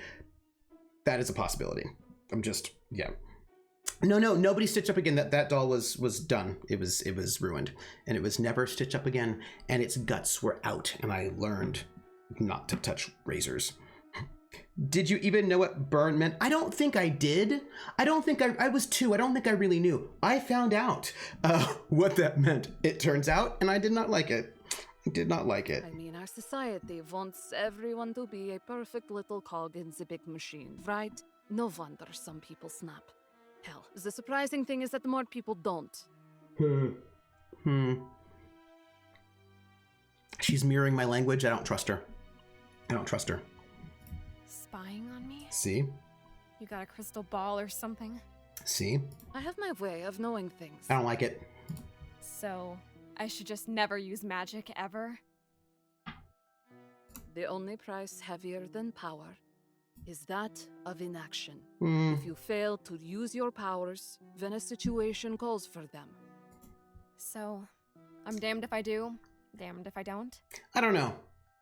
But, of course, Willow. What does that mean? A no-win situation. That's just fucking great. Barrington was like, I wonder if Tanya has a glamour on. That's a good question. Speaking of getting burned, also when I was 2 years old, look, don't ask me. You know, electric stoves and have the coil on it, and when they're hot, they burn really orange. I thought that was super interesting looking, and so I touched it. I was 2. It was a bad idea. I had this like huge burn blister like on my finger that then had it. Anyway, so I sometimes touch things when I was 2 and 3 years old. Not quite. But it will be a challenge. She does have a pretty face. According to this paper you brought me, this bank was bought by O&W Corp. I need to know more. Why? Why? Sorry, but corporate finance is not exactly my strong suit. I was like, as kids do all the time. Yeah, I was, you know. I was also that kid. I'm gonna drink a Dr. Pepper right now. I was also that kid who, you know, I was just very curious. I would climb everything. Like if there was a thing that one could climb, I would climb it. I just got into all the things all the time. That's who I was as a kid. I was that kid. ORW doesn't do things without reason or without malice. Hey, that thing you like, how are you? Artists don't like drawing ugly people, generally speaking. I like... But like... Maybe? Like, I like maybe like an interesting ugly person. Trooper, is Dr. Pepper your favorite big name soda? Oh, Barantor, that's a hard question to answer. And I'm going to answer it with a yine. Me, I'll lie the police were trying to reunite with my mother. He's a pepper, she's a pepper. You can be, wouldn't you like to be a pepper? Yes. I'm gonna say yes. I will say like, because the question is, within the category of mainstream sodas, I'm gonna say that Dr. Pepper is my favorite, but I really like ginger ale, but I tend to put ginger ale outside of that category of like big name sodas. So within big name sodas, I'm gonna go with Dr. Pepper. If we step outside to the next rung, I'll go with a ginger ale. But I also like San Pellegrino, the lemon soda. It's good. Dr. Pepper is superior. Yes. See, Krillin, that's why I was like, I don't know if it's a soda or not a soda. I don't know what you do with ginger ale. I don't put ginger ale in the main line sodas. Yeah. I don't either. Like, it feels like it's different. Like, ginger ale feels like it's not in the same category. It's also not in the same section of the grocery store. Like, if you go, it's often in a different section. So it's often in the section with tonic water. So I tend to think of it as different. But I do love it, Dr. Pepper. They could be conspiring to violate mortgage finance laws. This is awfully specific. Well, newsflash, I'm not an auditor. I missed the part where this is my problem.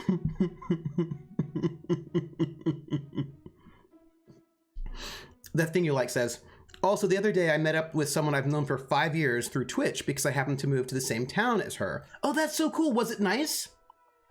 I'm always a fan of the budget, low-class, sugary drinks, RC and Shasta. Ooh, I like a good, you know, sometimes it depends on the ones. Like, I like sometimes a really nice grape soda is really fun. You drink it because it tastes good, is what you do with ginger ale beer. Once upon a time, Canada dry ginger ale was great. These days, not so much. Yeah. I like there's a ginger ale that you can get on the eastern seaboard, but not up north, mostly in the south, called Blenheim. It's a ginger ale that's really, it's like a microbrew ginger ale, and it is you can get it in different levels of spiciness. They have got this really hot ginger ale that is really gingery, so much that when you drink it, like that first swig of it will make your eyes water a little bit. It's really good. I if you can ever, and like it'll tickle the back of your nose. Like it's that kind of ginger where you're like, you drink it, it tickles the back of your nose and makes your eyes water a little bit. It's really good. I wish I could get it. I'm in New York. I wonder if I can get it here. Probably not. I should find out, but it was really good. Orange Crush from the 80s was very good. Yes. We're thinking a social distance walk soon. Oh, that would be very cool. That thing you like. Coldrick says, I used to drink Mountain Dew when I lived in Michigan, Illinois, when it was bottled, and the tagline was Yahoo Mountain Dew, and the avatar was a moonshine hillbilly. Oh, right, because of course Mountain Dew is slang for moonshine, but Mountain Dew is, yes.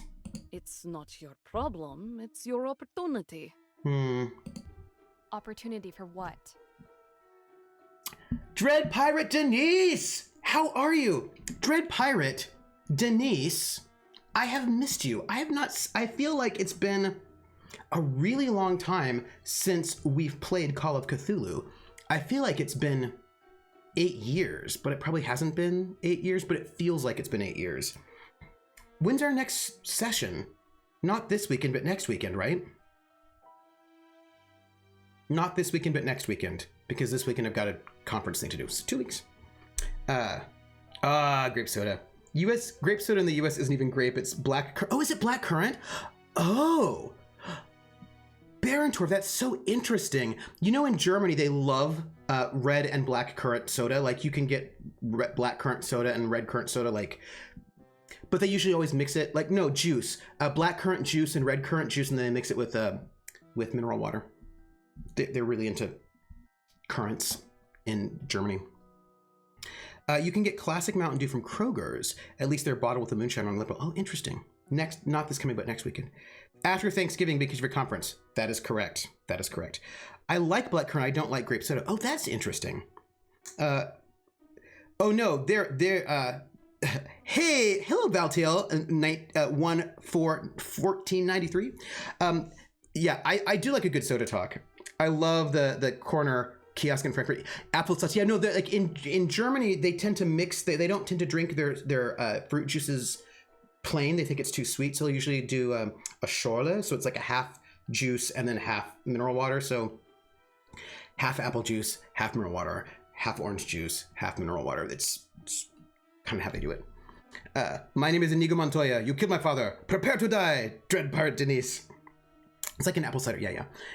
I really need to send you some of the regional sodas. Oh, I'm really interested in regional sodas, because there was a time in the US before Prohibition when we had huge diversity in our sodas and huge diversity in our beers, all of that. And basically what ended up happening is that Prohibition basically killed most of the small breweries and shops like that because they couldn't survive the 13 years of Prohibition. The big companies were able to sort of like do other things, and then once Prohibition ended, all that huge diversity was gone. It's interesting the ways in which the United States changed so drastically between, let's say, 1910 and 1960, 50 years. When I was a tiny bunny, 4 years old, I tried to climb down my dad's work table, slipped and fell with the chin on a step in the glass house wall, and ended up in the hospital, got stitched up. And in the end, the itch of a nurse gave me an injection in the butt, and I was screaming for my mom. She probably had to give you an injection in your butt. Like, you may not have wanted that, Ice Bunny, but you probably needed it. She probably was not being mean to you on purpose. It's probably because she had to. Apple juice is too sweet. I see, Carl, I have a sweet tooth. Also, black currant juice is dope. It is. I'm not going to stream super late risks. I've got some stuff to do. I love drinking indie soda, as do I. Sodas used to be almost like microbrews, like boozies. Yeah, it's true, actually, because there were like different sodas everywhere. Not true. Some who want to pretend to be healthy do. That is the same as mixing beer and soda. Probably like 905 or so. If anyone here likes toffee, candy apple, spiced rum with apple. Wait. That thing you like. Wait. I want to know more about this. Spiced rum with apple juice. I am going to try that. Spiced rum with apple juice. Don't let me forget that I want to try that. Do I even have any spiced rum? I might not. But if I do, I'll have to get... I'm going to try that because that sounds really good. Nurses are generally too busy, harried, to have time for frivolous buttocks injections. I am hosting CR. Oh, also, by the way, since we're chatting, we have our giveaway, which is Warsaw, which is a World War II tactical RPG. So, and it's like almost 8. So just make sure you say something in chat in the next 5 minutes or so. And once we hit 8 o'clock, we'll do the giveaway. And then you will have this game. And I will give it to you. So just make sure you say whatever you want. Just make sure you're chatting. And I'm excited with it. And then I'm hosting CR at 10 o'clock. I never cut juice. I've got Ale 81 and Ski I need to send you. I'll have to get with you later. Oh, sure. That'd be really interesting. Oh. Here is Oregon. We've got a whole mecca of microbrewery going here. Yeah. I'm really interested. Apple juice and cinnamon whiskey. Ooh, I've had cinnamon whiskey and that is delicious. I really enjoy like a spiced or a cinnamon alcohol. What is spiced rum? Ice Bunny, spiced rum, we have a bunch of different rums. You can get a plain rum, but Kraken's a good spiced rum. I think Captain Morgan's. It's a rum that has, I don't know what spices they put in it, but it has a different flavor from regular rum. It's pretty good. In the early mid-90s, microbrews were a booming business in Austin. Oh, yeah. Hey, Rothgar. Yeah, but what is it spiced with is my question, actually. I'm driving. Be right back. Whatever you want. How are things going? Hey, Kira. Hey, how are you doing? What is it spiced with? Apple juice and cinnamon whiskey is excellent. Spiced rum is essentially different rums blended together, kind of like Scotch. Oh, Scotch whiskey is a blend of different whiskeys come together. So your Bells, your famous Grouse, your Chivas, all of your kind of Scotch whiskeys like that are just blends, and that's exactly kind of what spiced rums are. Oh, huh. There's a distillery in my little town that makes a bunch of different moonshines. Their cinnamon moonshine is so good mixed with apple juice or cider. Oh, I should... Speaking of which, when I was a little kid, I had moonshine. So, like, spiced rum is spiced with itself? Just imagine those bankers sitting in their corporate boardroom, drinking champagne, celebrating the fact that everyone was too stupid to catch them in the act. Will you let them be right? Look, Tanya, I really feel like you've got something against this bank. Like, I feel like there's way more information than what you're letting on. This feels a little like... what's going on? Kira says, doing pretty good. I just realized I'm going to need to take pay time off just to get a PS5 since pre-orders are nuts. I'm probably not going to get a PS5 or a new next generation until the prices drop a little bit. I don't need to be a first adopter. I can just wait. I can wait a little bit until things mellow out. I'm just going to mellow out. Often caramel is added also, unless it's barrel aged in barrels. Oh, that's interesting. Huh. Historically, says Coldrake, the early spice rums were traditionally just kind of vanilla and lime with a little hint of other spices in there, but mainly vanilla and lime. Huh. To be fair, Trooper, have you met Banks? Yeah. But like, this is just so specific. I feel like there's a story here that she's not telling us. Famous Grouse is nice, not so graveyardish, yeah. Favorite Scotch whiskey equals Drambuie. Dread Pirate Denise says, my grandpa introduced me to whiskey when I was 7. It was a different time. I was introduced to moonshine when I was 3. It was a different time. Oh yes, magic powers and killing an axe murderer. The hard left to banking. Now different brands add extras or try coconut or cinnamon. Oh, that's interesting. Willow, now is your chance to show these capitalist scum, as you once put it, what you are capable of. How does she know that I said that? I feel uncomfortable. Ugh, screw those gritty banksters. Yeah, no, I'm concerned about this. Look, do I like banksters? I don't, but I just feel like we're being manipulated by Tanya right now for ends that we do not know. If they're so bad, let's just burn it to the ground. Oh my. I admire your enthusiasm. But you can't let it get the best of you. All I want is information.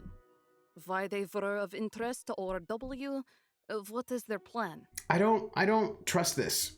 Do you understand? Yeah, but I don't trust it. Ugh, whatever. Willow's in it. She's in it. Kira says, well, I would have waited until they revealed Miles Morales for PS5. Yeah. And then I was like, here, Sony, take my bank account. Miles Morales is the first black superhero solo video game, by the way. Insomniac setting. Oh, really?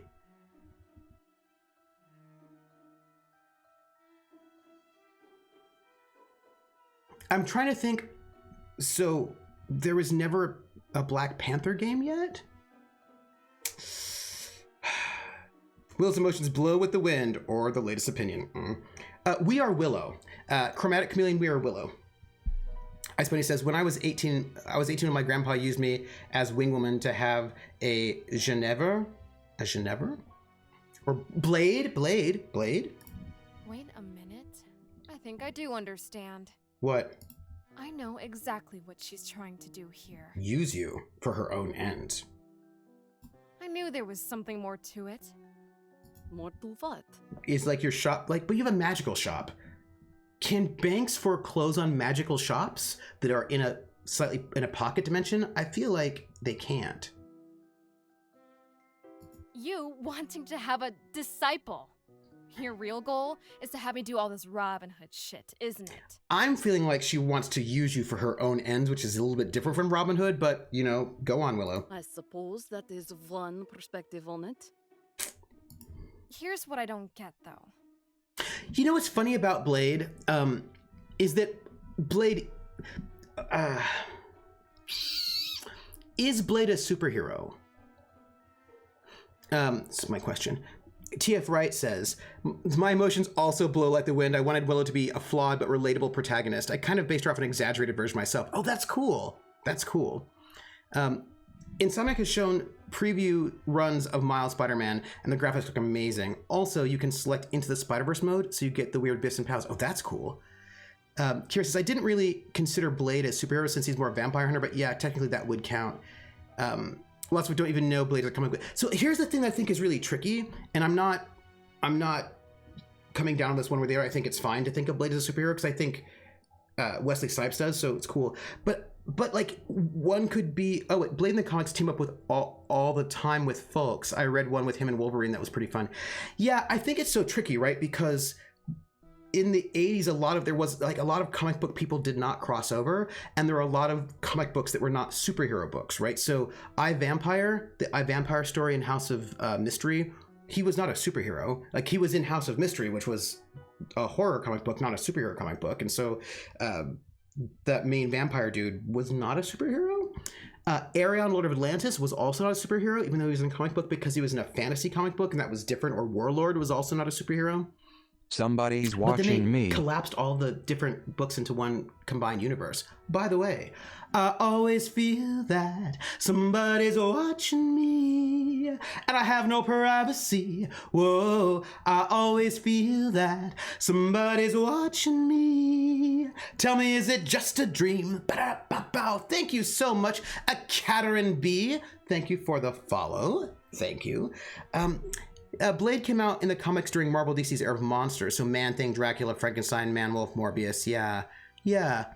It's super wild that Miles Morales will be the first since that era. That seems a little embarrassing, to be honest. And it's weird that there isn't a Black Panther video game, because you would think that would be like a no-brainer, especially since the movie made like billions of dollars.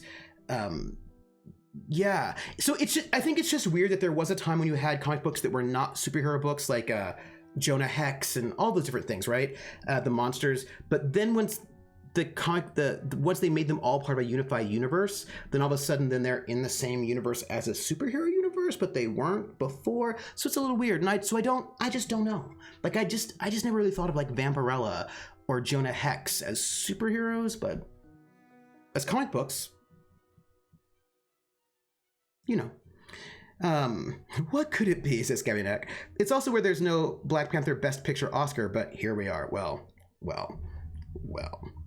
Instead of superhero, they fell into the supernatural pigeonhole. Yeah. If you want me to play Robin Hood, why'd you call us wicked witches? Isn't Robin Hood the good guy?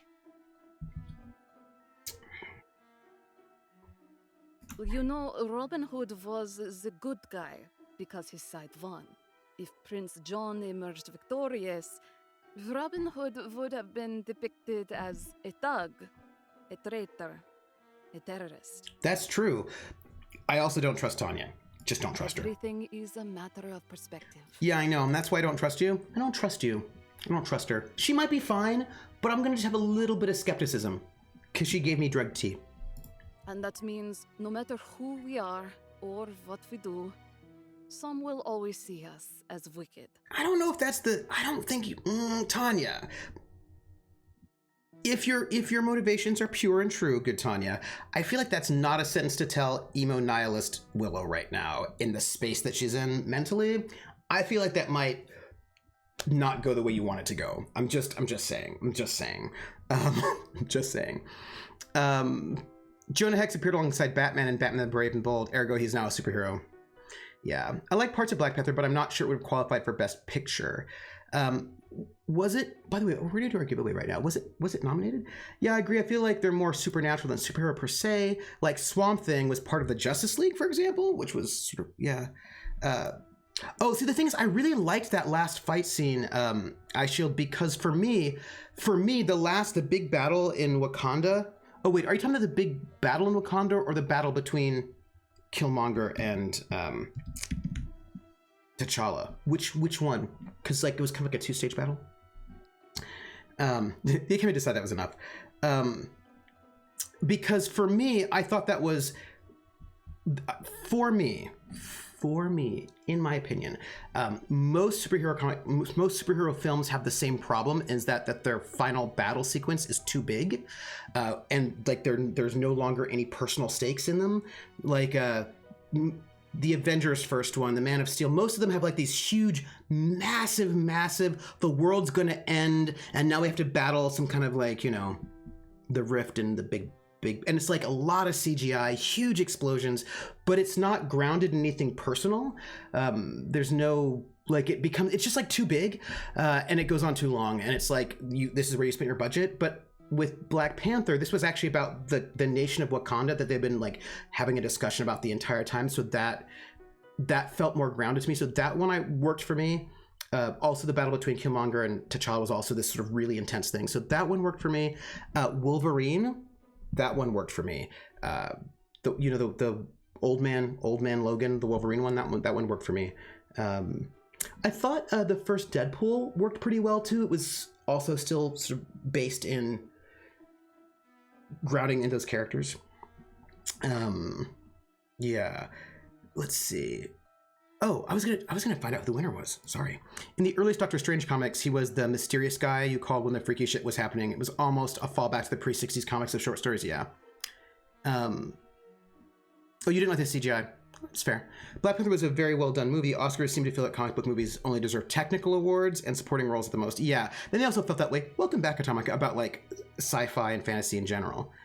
Every Batman movie did a good job of keeping it personal. The early Batman movies, yeah, no, that's true. The early Batman movies did as well, where they didn't just like personal story, and now the world's gonna explode, and you're like, wait, what happened? The Burtman Batman, yeah.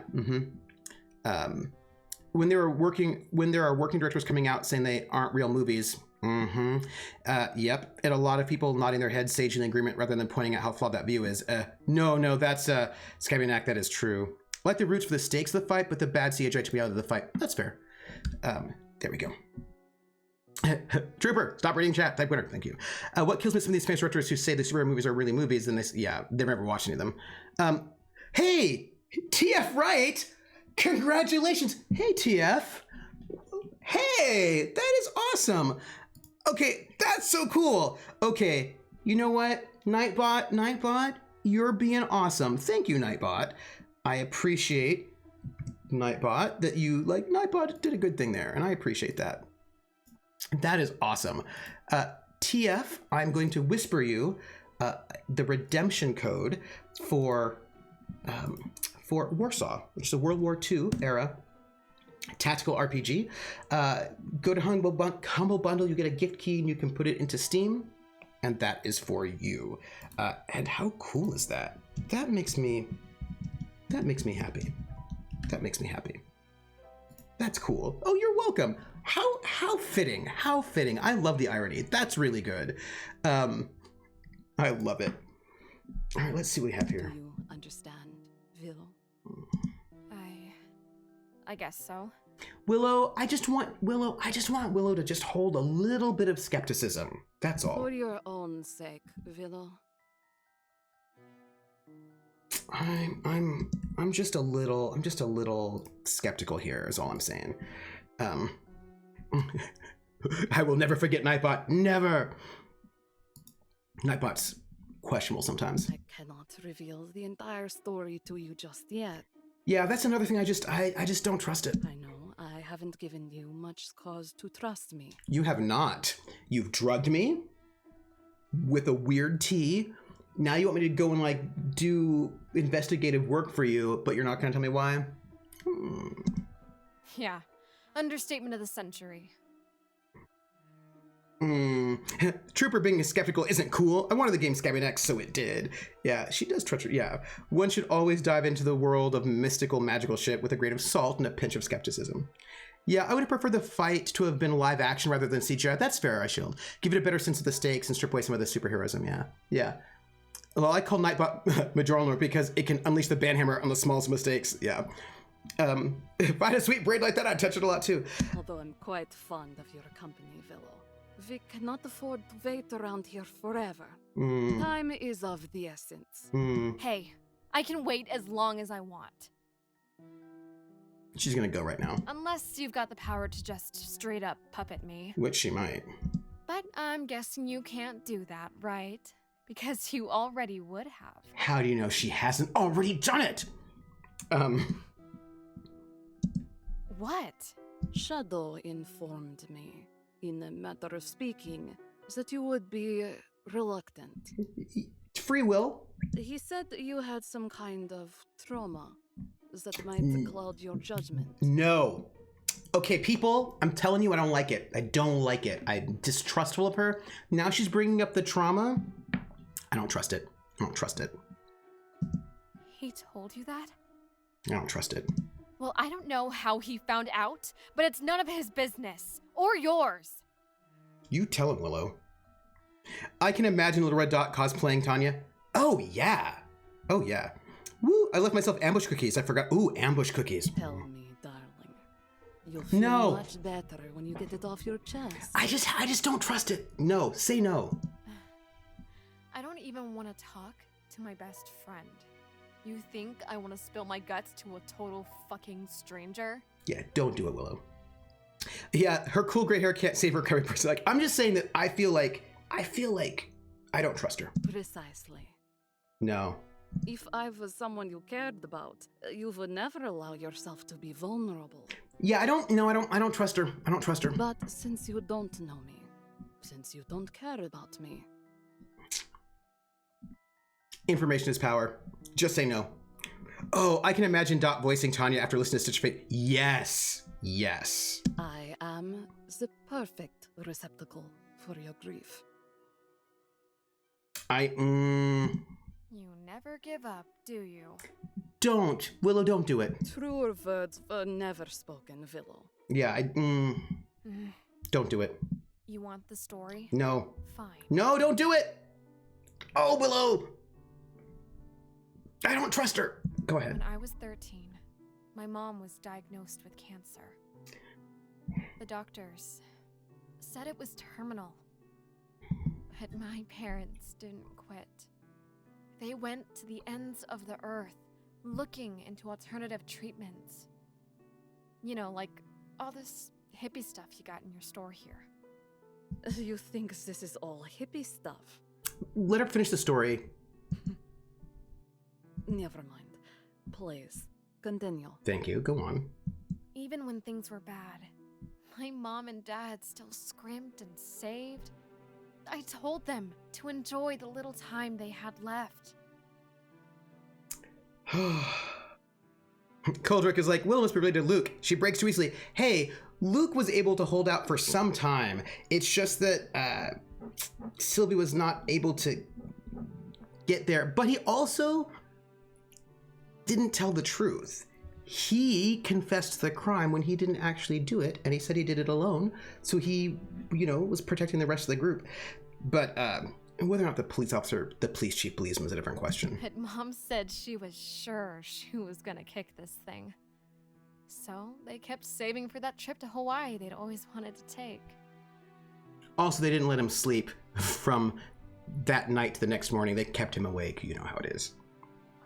Wood cutting done. Time to stain and listen. Ooh, staining. Ooh, I always really, when I was in wood shop, I always enjoyed staining wood. I thought that was like really cool. And guess what? Mom was right. Really? The cancer went into remission. And after so many long, sad years, my poor parents finally saved up enough money to go to Hawaii for their 20th anniversary a few months ago. And They died in a plane crash? And what? that is not the end of the story. Well, how do you know? If you've already used your crystal ball, you don't need me to tell you the rest, right? Even a woman without a crystal ball would be able to tell that you left out the end, Willow. They were both killed by a drunk driver on the way to the airport. Yeah. Willow. Shut up. I don't want your pity and I don't want your sympathy. People act like somehow they can make me feel better about it by being nice to me. And then they get all bent out of shape when it doesn't work. It's hella lame. She just said it's hella lame. Hella NorCal thing. Hayward is also, so this may be in the Bay Area. Might be set in the Bay Area. We're gonna put a pin on that one. I understand. 2 points.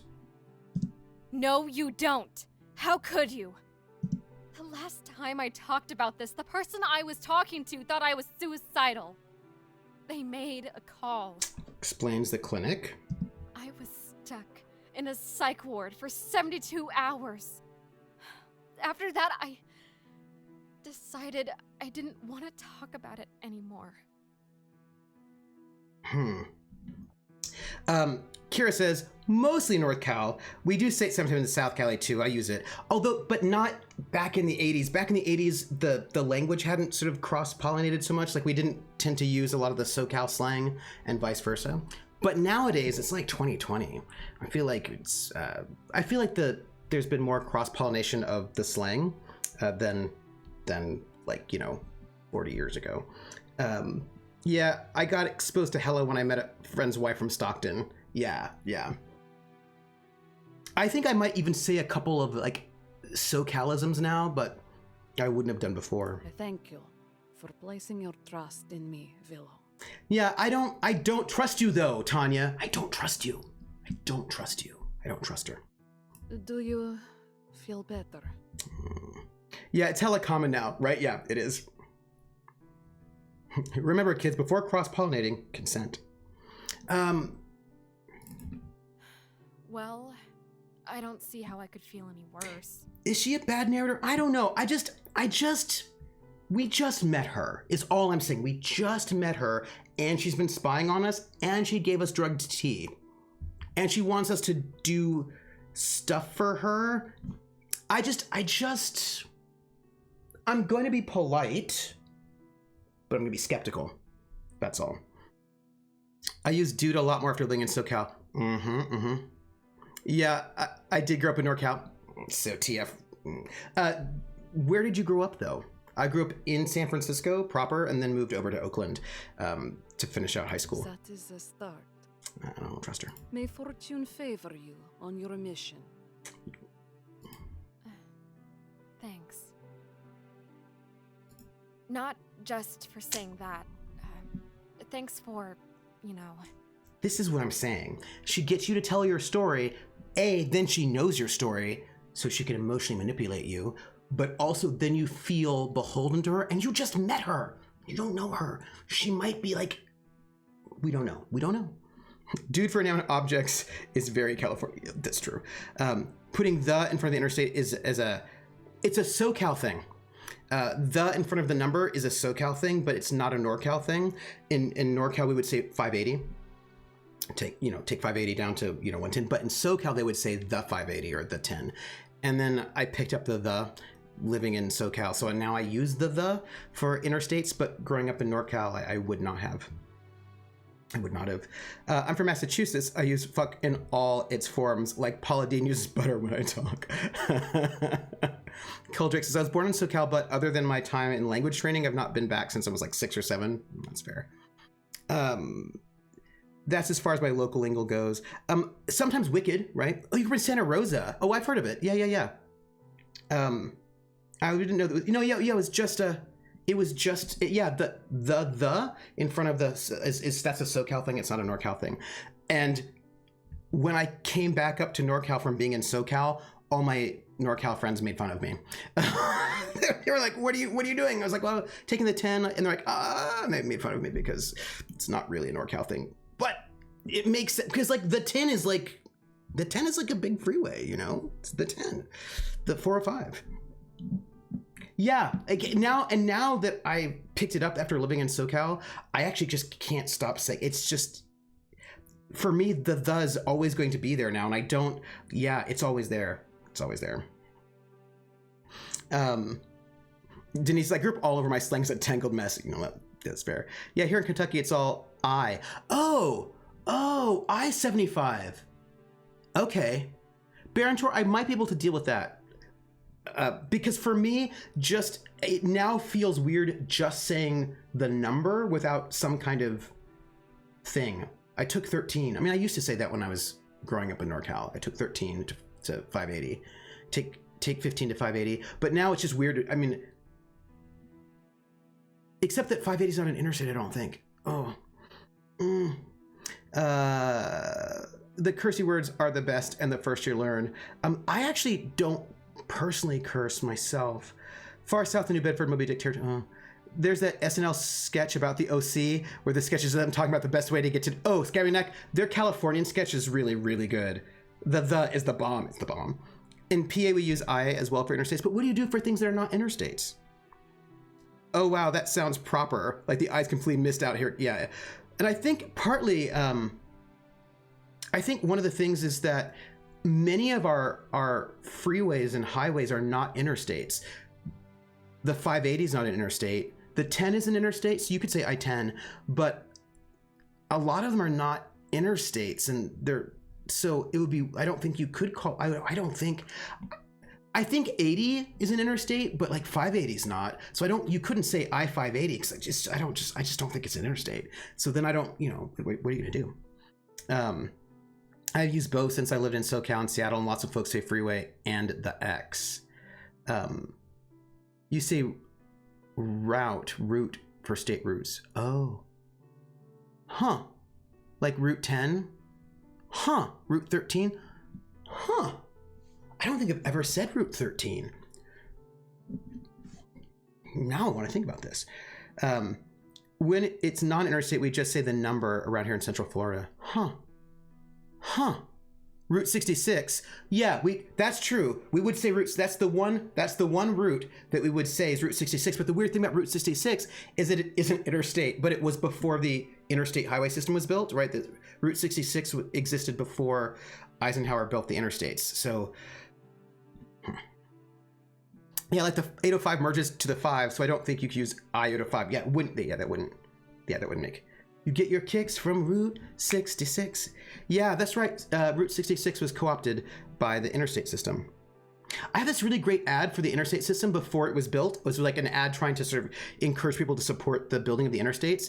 And the whole point of it was like, we need to build the interstate so that if the Russians invade, we can get tanks and other military gear from one state to the next. That was like, it was this big ad. I think it was like in Life or whatever.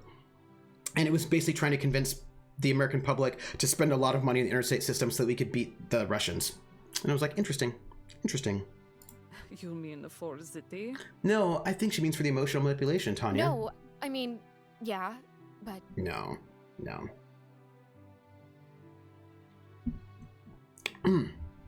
My 2 favorite highway facts.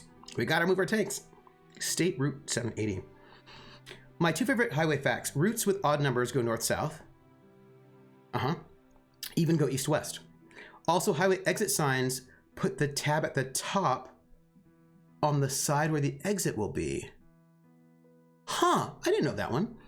That reminds me of a friend of mine from the Northwest who says rough and other such nonsense. I put, oh, for like roof? Oh. Here I think saying the number and the number are used fairly interchangeably. The road to Farmingham is 580, and both 580 and the 580 are things people would say. Yeah, I wonder if sometimes if the number has to do with it. I try not too hard, but when I learned Danish, the folks told me the words not to say.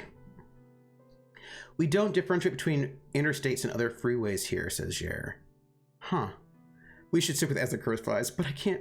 So this is interesting because I was thinking about... I meant for getting me to talk. Some things that... It's been so long back. I did not grow up with in California. And one of the things... Not 580. Wait. 550. So the thing is, there are things we don't have in California, not so much. So we don't have turnpikes. At least I never was on a turnpike growing up. I did not know what a turnpike was. We don't have rain.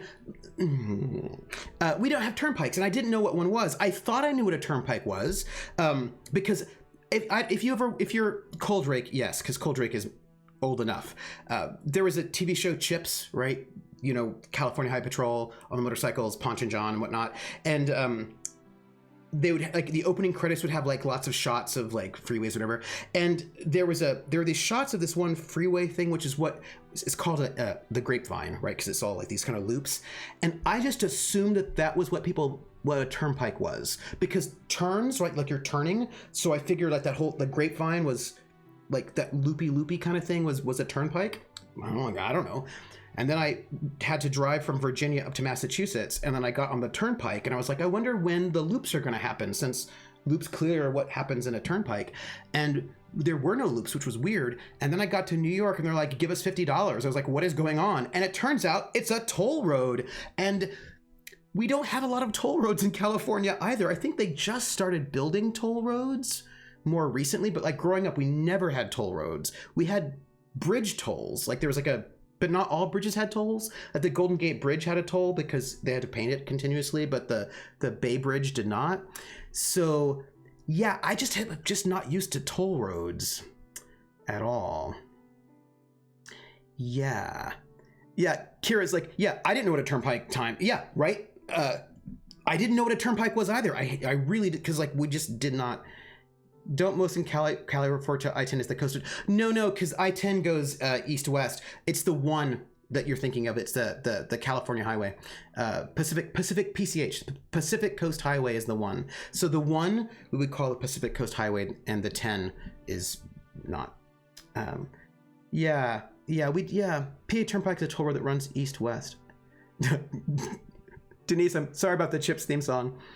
Yeah, we just, we don't, the East Northeast, they've got toll roads here in the Northeast. I was like, oh, all the time.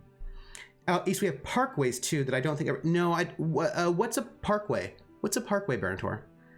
We're actually supposed to get rain this weekend. Oh, good. We'll believe it when I see it. We do have toll sections of the freeway currently for I-5 and I-15, which are, but I think they're newish, right? Like when I was driving between LA and San Diego, I think they started a toll road, and I was like, oh, that's weird. But they've made some around Dallas now to pay for expansion, so yeah. Oh, it's called a toll road here. We only had 2 here in San Diego, and those eventually went away. Yeah. No need to further explain, Willow. I understand. But also, I think turnpikes are different than toll roads, actually. So, Kira, let me tell you how turnpikes work from one California to the next. It's weird. Like a toll road, like there's a toll booth, and then you pay the toll, and then you just go through. Do you know what I mean? Like you're like, and the toll's like $2, or it's like $3, $5, whatever. And like you pay, and then you go. But a turnpike is not that at all. So apparently with a turnpike, like you get a ticket when you go in or something weird like that. And then they're able to measure how far you've gone. And then they charge you more based on how far you've driven on the road. So it's not like a bridge toll where to cross the bridge you pay $2. It's this weird thing where you pay more based on how many stops you go. And I'm going to tell you, when I was driving from Virginia to Massachusetts and I had to pay the toll at New York, when I hit New York City, I was like, oh, well, okay. And then it was like $30. It was like a lot of money. And I was like, what? Luckily, they took cards or whatever, or I think I might have had cash. Anyway, I was not expecting a toll that was like $30-$40. That was like, so it's like, it's not, if you didn't, as a Californian, I was like, I don't know what that was all about. I don't know what that's all about at all. I didn't understand. I was like, what is going on? Toll roads are weird. It's new since I left. Oh yeah. The parkway here in Kentucky are designed like highways, but aren't interstates and have exits. Huh. Coronado Bridge used to have a toll. Yeah. The issue in PA is that because of the winter, the roads are far more expensive to maintain. That does make sense though, actually, Scabanak, right? Because our roads tend to hold up well. In Massachusetts, the roads they're not potholes, like pot canyons. I think it's the snow. Our current governor siphoned billions of dollars from a tax designated for road maintenance to state police. Oops. Parkways, at least in Minnesota, is 2 one-way roads divided by a narrow park. Oh, wait. That's how... No, A toll road known as a turnpike or tollway is a public or private road for which a fee is assessed for passage. It is the form of road pricing typically implemented to help recoup the cost of the road construction maintenance. Yeah. Yeah, right. Yeah. Like, look, y'all who are not from California, like, our bridge tolls are like $2 or $3. Like, oh, $5. You're like, it's not like $40. It was a real shock. I was not prepared. I was lucky that I had money on me, but I was not prepared for a $40 road toll. That was, and oh my gosh. Yeah. I mean, yeah, Kira, like that was I was like, what? Yeah, the toll road north-south through West Virginia is pretty expensive, yeah. This is why some have electronic passes, just pay a monthly charge, yeah. Tolls are targeted heavily at tourism. Oh, that's interesting. Huh. Barringer says, Trooper, here in Kentucky, there are a few parkways. They're basically like highways, but not maintained with federal funds. Oh, just state-run highways, basically. There was one here that was also toll road till about 10 years ago. That's interesting. Yeah, the 128 toll was like $3 when it first started. Now it's free. That's like taking the train. Yeah. $30 USD when you pay what you want to go. Fun. Yeah, it was. Yeah. Good. Well, that was a fucking ordeal. Because she drugged you. Darn, you sure is something. There was something else though about. But speaking of ordeals, when are we knocking over that bank? I have questions. We're gonna be cat burglars. Get it? I get it. Yeah, real funny. Atomic says, to be fair, most people don't use the entire turnpike in one shot. It's legitimately much faster for travel, so you're paying for convenience. Yeah, it's just that we have really good freeways in California. Speaking of which, there are interstates. We would call them an interstate. We'd say, oh, that's an interstate. But like, I'm trying to figure out what the difference is between a freeway and a highway. Do you know what I mean? Like, I think freeways have more lanes, right? Like if it's a freeway, it has multiple lanes, and a highway is smaller. Yes, no? Somebody who's a Californian. Kira, what are your thoughts? Freeway versus highway, right? Like, the 10's a freeway. The 405's a freeway. Like, I feel like multi-lane freeways are freeways. And then if it's like a smaller one, it's a highway maybe? Maybe? Somebody? There's no difference between a freeway and a highway. Yep, San Diego public transportation is barely better than riding a bike, but our freeways are pretty good. 2 years I lived in Jersey, and when visiting family, the only thing we were really using it for was going to Six Flags, and I recall it costing more than $20. $20 is still a lot of money.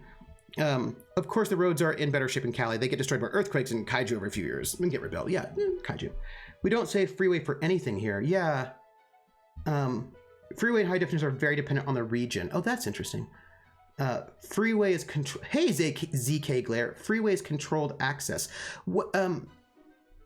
Okay, that's no. I don't want to talk about this right now. Backblaze notification. Like, I'm doing a thing. I'm on a stream. Leave me alone. It's fine. Freeways controlled access. What does that mean? I would like to know more about that. I was originally thinking that a highway was meant for toll roads, but I guess, like, I know, like, I feel like there's a difference between them, but I don't... I've had enough excitement for one day. Get it. Entrance, exit ramps. Huh. How How about tomorrow? It's a date. I guess I'll see you later. Wait. Controlled access means exit and merge ramps. Oh. Okay. I get what you're saying. The only thing I enjoyed about Jersey was visiting Jay and Silent Bob's secret stash. For instance, in Minnesota, freeways only have ramps where highways have stoplights. That's my sense of the difference too, Jer. Like if you have on ramps and off ramps, you're a freeway, and if you just drive onto the road, then it's a highway. That was my feeling. But of course, I don't know how many. Like we have a couple of those, but we don't. Yeah. Like when you do Autobahn, you can drive 120 kilometers per hour, and in Landstrasse only 100 max, or do you not have that? Ice Bunny, when I was in Germany, the Autobahn had no speed limit. Like you could drive as fast as you wanted. When I lived there, there was no speed limit on the Autobahn. We have speed limits. All freeways are highways, but not every highway is a freeway. A freeway is a controlled access highway, also known as an express highway, that's designed exclusively for high-speed vehicular traffic. Traffic flow on a freeway is unhindered.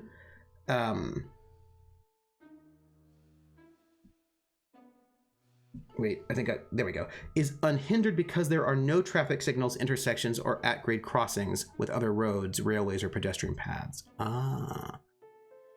You were lucky. I remember riding to work, driving it took 30 minutes from the traffic, taking the bus every 4 hours. The main difference between freeways and multi-lane highways is that in the case of freeways, these roads are separated from the rest of the traffic and can only be accessed by ramps.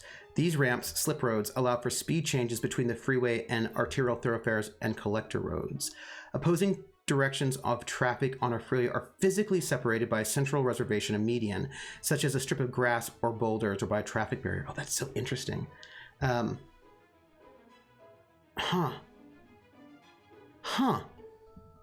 Where are you going? Oh, I've got a few movies I wanted to catch. It's real easy to sneak into a theatre when you're a black cat, you know? Yeah. Right. There's something else that's very interesting. Lydia? What are you doing here? Uh-oh. One of my exes who's German came to the States, and she was basically freaked out by our freeways because we have multi-lane freeways. Like we have 4 or 5 lanes on this side, 4 or 5 lanes on that side, and people are going all over the place. And it's a very the driving etiquette is quite different in Germany than it is in the United States, and she found it a little overwhelming. Driving from Ohio to Wyoming, I saw a ton of where far right lane was, I wish people would learn that the purpose of the ramp is to get up to speed, and you should already be going to the speed trap. Krellin, I'm with you. I am with you. When I was in Germany in the late 70s, Autobahn has a recommended speed, and the far right lane was watch out for rockets. So it was you have to go. Oh, I will see you later, Kira. One of the things that was really interesting is that in Germany, you cannot, it is illegal to pass on the left. You can only pass on the right. And the far right lane, you should not be in it. You should not stay in it. You should really only use it for passing. And when my ex was here, people would pass on the left all the time because they're multiple lanes, and that freaked her out. She was like, "Ma!" Because you cannot do that in Germany. You cannot pass on the left, and people almost always sort of they'll pass on the right and then they'll move back over to the left, so that that lane ends up being a little bit empty. Lydia, what are you doing here? You're not brave enough to try going vegan, are you? I will see you. Someone has driven a truck. Not everyone listens. I'm from Texas. Big ass highways and speed suggestions. Yeah.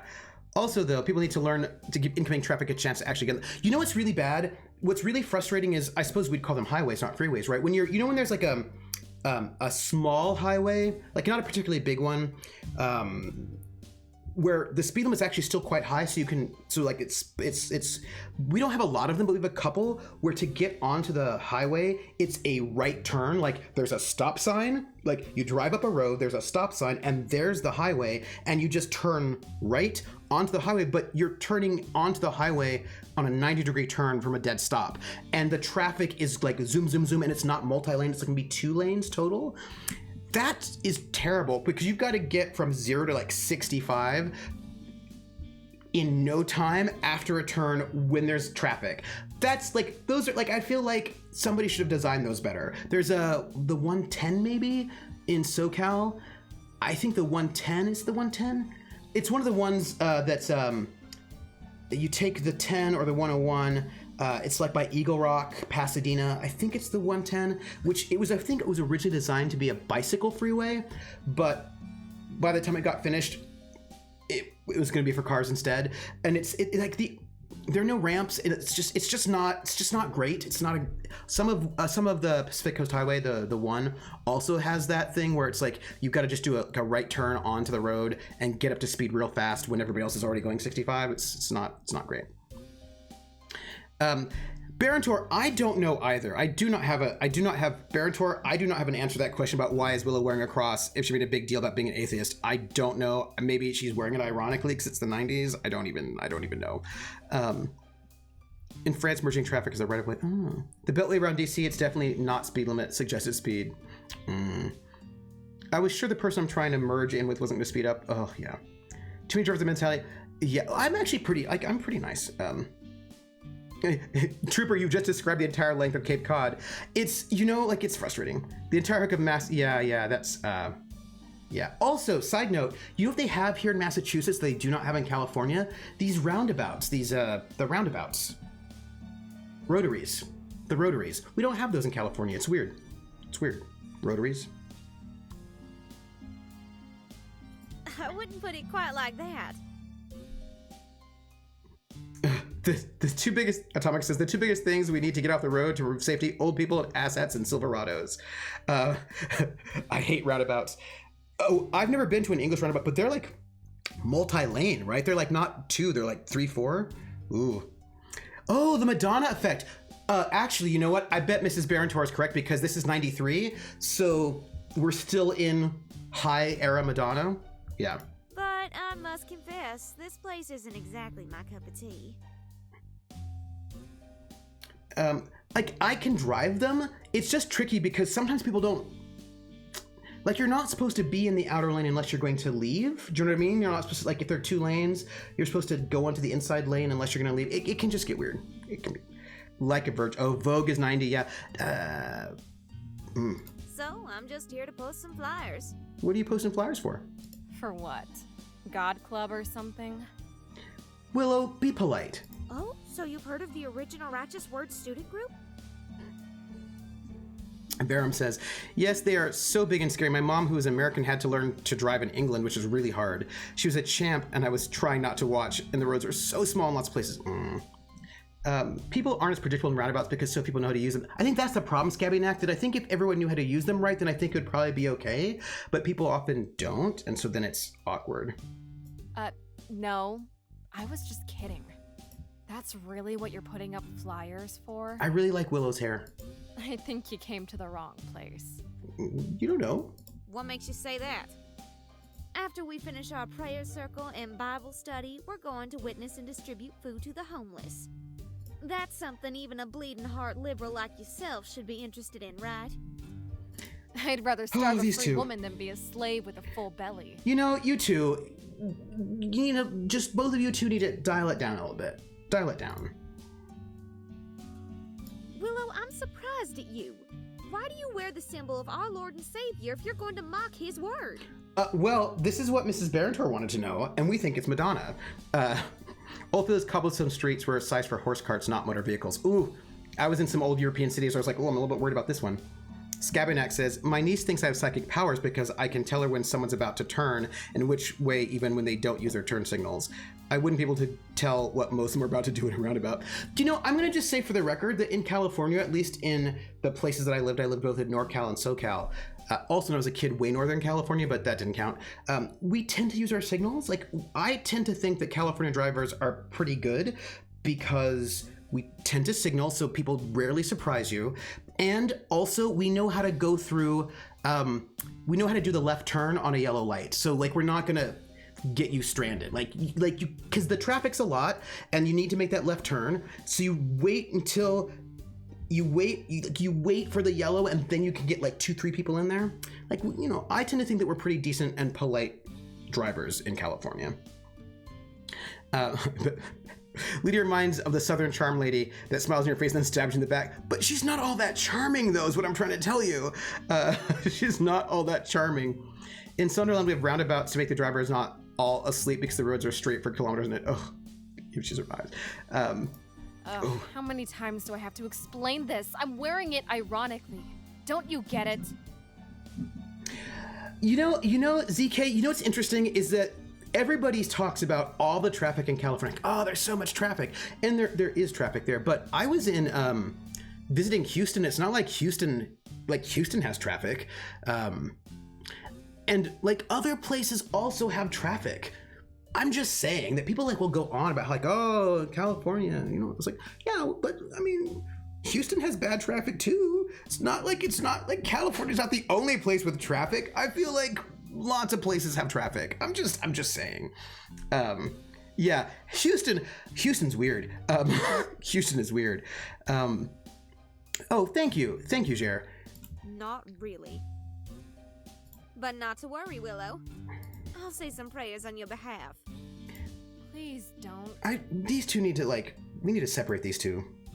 It's clearly what's going on. The only way to stop me is to come to the meeting and say your prayers yourself. There's a roundabout in Coronado that I get stuck in every time. I hate those things. Yeah. Oh, you know what, ZK? I was in Houston for a conference, and it was in downtown Houston. What was so weird to me was that on the weekend, like in the evening, downtown Houston is empty. Like nobody's there. And it was weird because normally when you go to a conference, one of these conferences, you'll be staying at the conference hotel, which is usually downtown somewhere.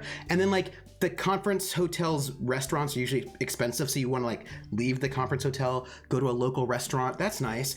But like you walk outside of Houston, it was like I was in one of those post-apocalyptic sci-fi movies where like the person emerges after being asleep for a while and like everyone's gone. Houston was empty. Downtown Houston was empty, and it was empty in a way that was like weird. There was nothing. It was weird. But Houston is one of our most developed cities. I don't drive in ZK. I have a thought for you. I won't drive in Boston. I drive to the outskirts and then take the TN because F the traffic in Boston. F the layout. Oh, Boston is not a good place to try to figure out where you're going at all.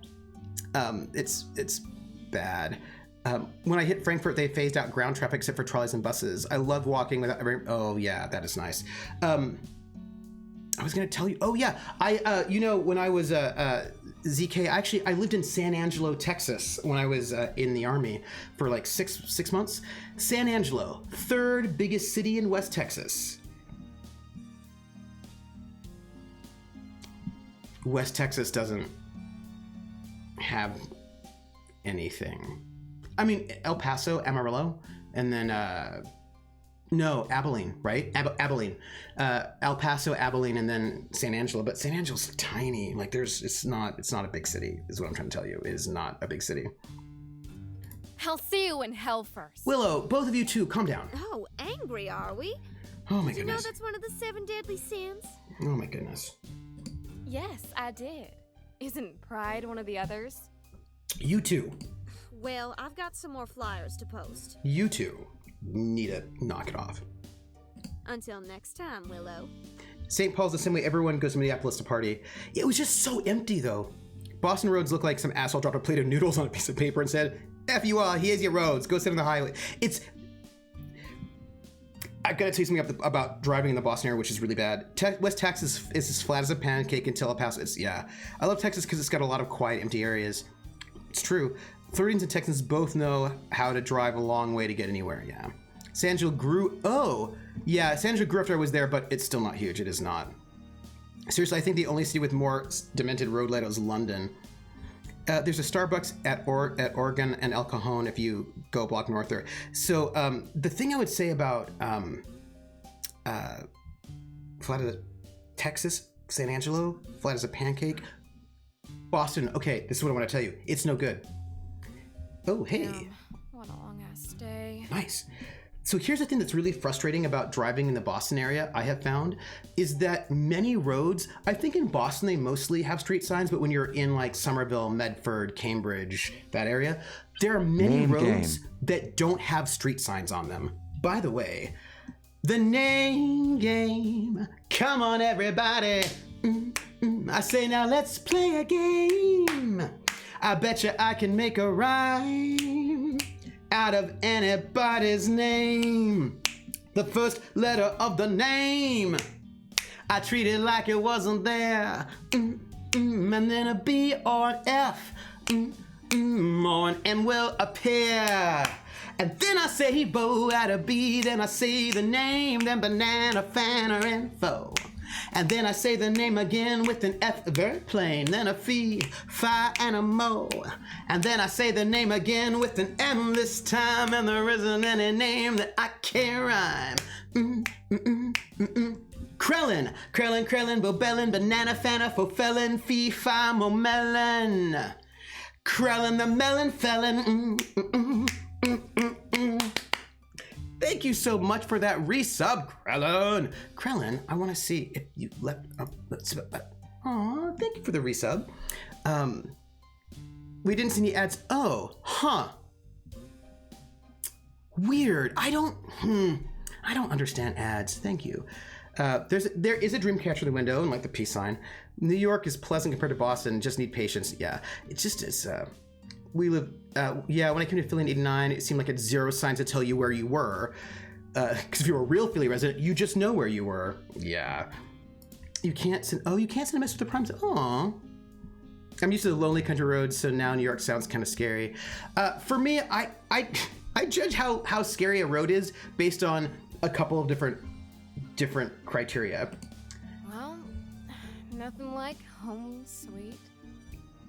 Like people who merge without putting on their turn signals and are like wild, like that kind of traffic is not great.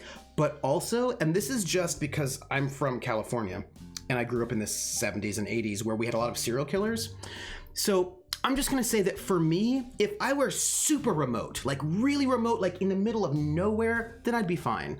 But I always find like driving between between Los Angeles and San Francisco when you're taking like the 580, or when you're driving from San Francisco to Santa Cruz, like there are these stretches of road that are remote, but there are people around. Do you know what I mean? It's like, you're not so remote that there's no one around. You're just remote enough that a serial killer could kill you and there would be no witnesses. And so like if I'm gonna be, I wanna be either in a city with witnesses or remote with no other people. But I don't wanna be in one of those spaces where like, there's like a serial killer hanging out just waiting for you. That's like, so I don't like to be in the middle of that like empty versus full. I don't want it, like if I'm gonna, I just want there to either be witnesses or no other people. That's all I want. That's all I want. That's it. The loneliest drive I've ever had was going from Massachusetts to Oregon. Ooh. There's something really lonely about long stretches of empty highway, but there's a lot of really good country music about it. One thing that always gets me about cities like New York is all the people walking. Some people in Dallas will walk, but not nearly like what I've seen from New York. I used to walk all the time in San Francisco and also in LA. What was really weird for me is like when I was in Virginia, it was like this. I'm here in Ithaca and it's also like this in some parts. They're like being in cities or towns where it's very clear that you are not supposed to walk at all, because there are no sidewalks in places. And everyone always makes sense, like, oh, nobody walks in LA. I was like, I walked in LA all the time. And we have sidewalks, but like there are places where it's very clear that they do not intend you to walk anywhere because there are no sidewalks or crosswalks. And you have to like cross roads with no crosswalk or, traffic light. And that's a little stressful. You're back late. That's all I'm saying. I drove PA to Nevada in 3 days and then back a week later. It wasn't too bad, but the stretches at breaks. Yeah. You! How'd you even know where I live? Magic. I didn't, actually. All I had was this address. Didn't know I'd need an apartment number. So I took a little climb up the trees, checking out each room. Hey, oh, she's in college. Okay. There are lots of places like that here. I always feel bad for people who are from places where they walk everywhere. Oh, I like walking places, though. Do you know how many people in this building change their clothes with the windows wide open? Well, they're not expecting a magic cat. I gotta tell you, I got a much better show right here than I had at the theatre. ZK says, I love your stream, to be honest. Been here since Dragon Age Inquisition, and you're just a dope guy. Thank you, ZK Glare. Ah, the time of Dragon Age Inquisition. I remember those days. You gotta get your character, right? Do kids not start learning to drive cars when they're 15? A lot of people do. You can drive earlier. I feel welcomed every time I'm here. Good, I'm glad, because first off, Texas, right? I was stationed in Texas. I really enjoyed West Texas. I don't know which part of Texas you're from, but I actually really liked West Texas. One of the coolest things about West Texas was the lightning storms, the thunderstorms, because you could be out there like laying in a field, right? And the sky is so huge. And when like the thunder and lightning, and it's just not too cold either, and you can just see like lightning across the entire sky. So beautiful. Just don't lay down on cactus, because that's never good. That's usually bad. Yeah, that's all. I feel like Trevor wants to stream late. I'm not gonna do too late. Not too late. Maybe TMI says Atomica, but that reminded me that the coldest relieving I ever did was in Wyoming. I was out of my car for less than a minute, and it was so wetty and cold it took me hours to feel warm again. Chipping to the bone. Yeah. ZK says, I'm from Houston, but now in the Dallas area. I've seen what you're talking about. That's why I like to watch. Oh yeah. I mean, it's like the West Texas is kind of like remote enough that you don't get light pollution and all of that. It's just really beautiful. Ugh, you're a little pervert. I didn't pry their windows open, did I? I made myself happy. And if anybody saw me, they just thought I was a curious cat. Your sketch. I will also say that one of my fondest memories of being in training at San Angelo was I was in San Angelo from, let's see, August, September, like October, November, December, January, February, like that sort of time period. No, August, September, October. It's like November, December, January, February, March, April, like around that time frame. At one point in time, it snowed, and one day it snowed, and a bunch of the soldiers, they buried the snow, and then the next day it was hot, and so people were out in t-shirts and shorts, and they'd undug the snow, and they had a big, huge snowball fight in pretty warm weather, because, they kept the snow around just for the one day, and that was actually very fun. I lived in West Texas. If you stand on a soda can, you can see an extra 50 miles. It's true. It is true. Yeah. Ugh, whatever. How'd you even know which room was mine? Emo? Are you serious? Who else's could this be? It looks like a hippie exploded in here. I can't help being born in the wrong decade. What college do you think she goes to? You think you were born in the wrong decade. Try being born in... What? All I'm saying is the 90s is a bloody golden age. When were you born? If that's true, we're in for a wild ride in the future. When he needed to end on time. Wait. You're asking when was the last time? I did then, right? Flat sands and tumbleweeds. Oh, yeah. I may be biased now because a classmate was killed in a car accident by her 18-year-old boyfriend as the driver. How can you let a kid run a car? Here's the thing, Ice Bunny. 18-year-olds are legal adults, right? I do not subscribe to the idea of infantilizing people that way. I was 18 and I was in the Army, and a lot of my peers were married, they had kids, and they had full-time jobs and careers, and they were just doing their thing. And to be honest, most of the working class people I know, when they're 18, they're pretty adult.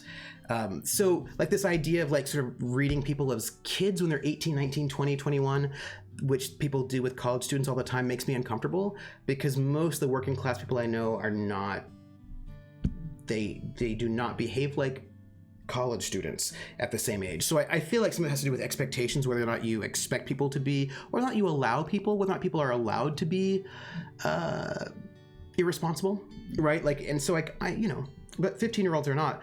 Well, yeah, but usually when you're 15, you are you don't have your license yet. Usually you're in training at that point in time. You have like a learner's permit. And if you have a learner's permit, you can't drive at night. You have to have an adult in the car. Like, and when you're 16 is when you can get your license. Teenagers aren't even kids. It's true. The word adolescent exists for a reason, and it means something.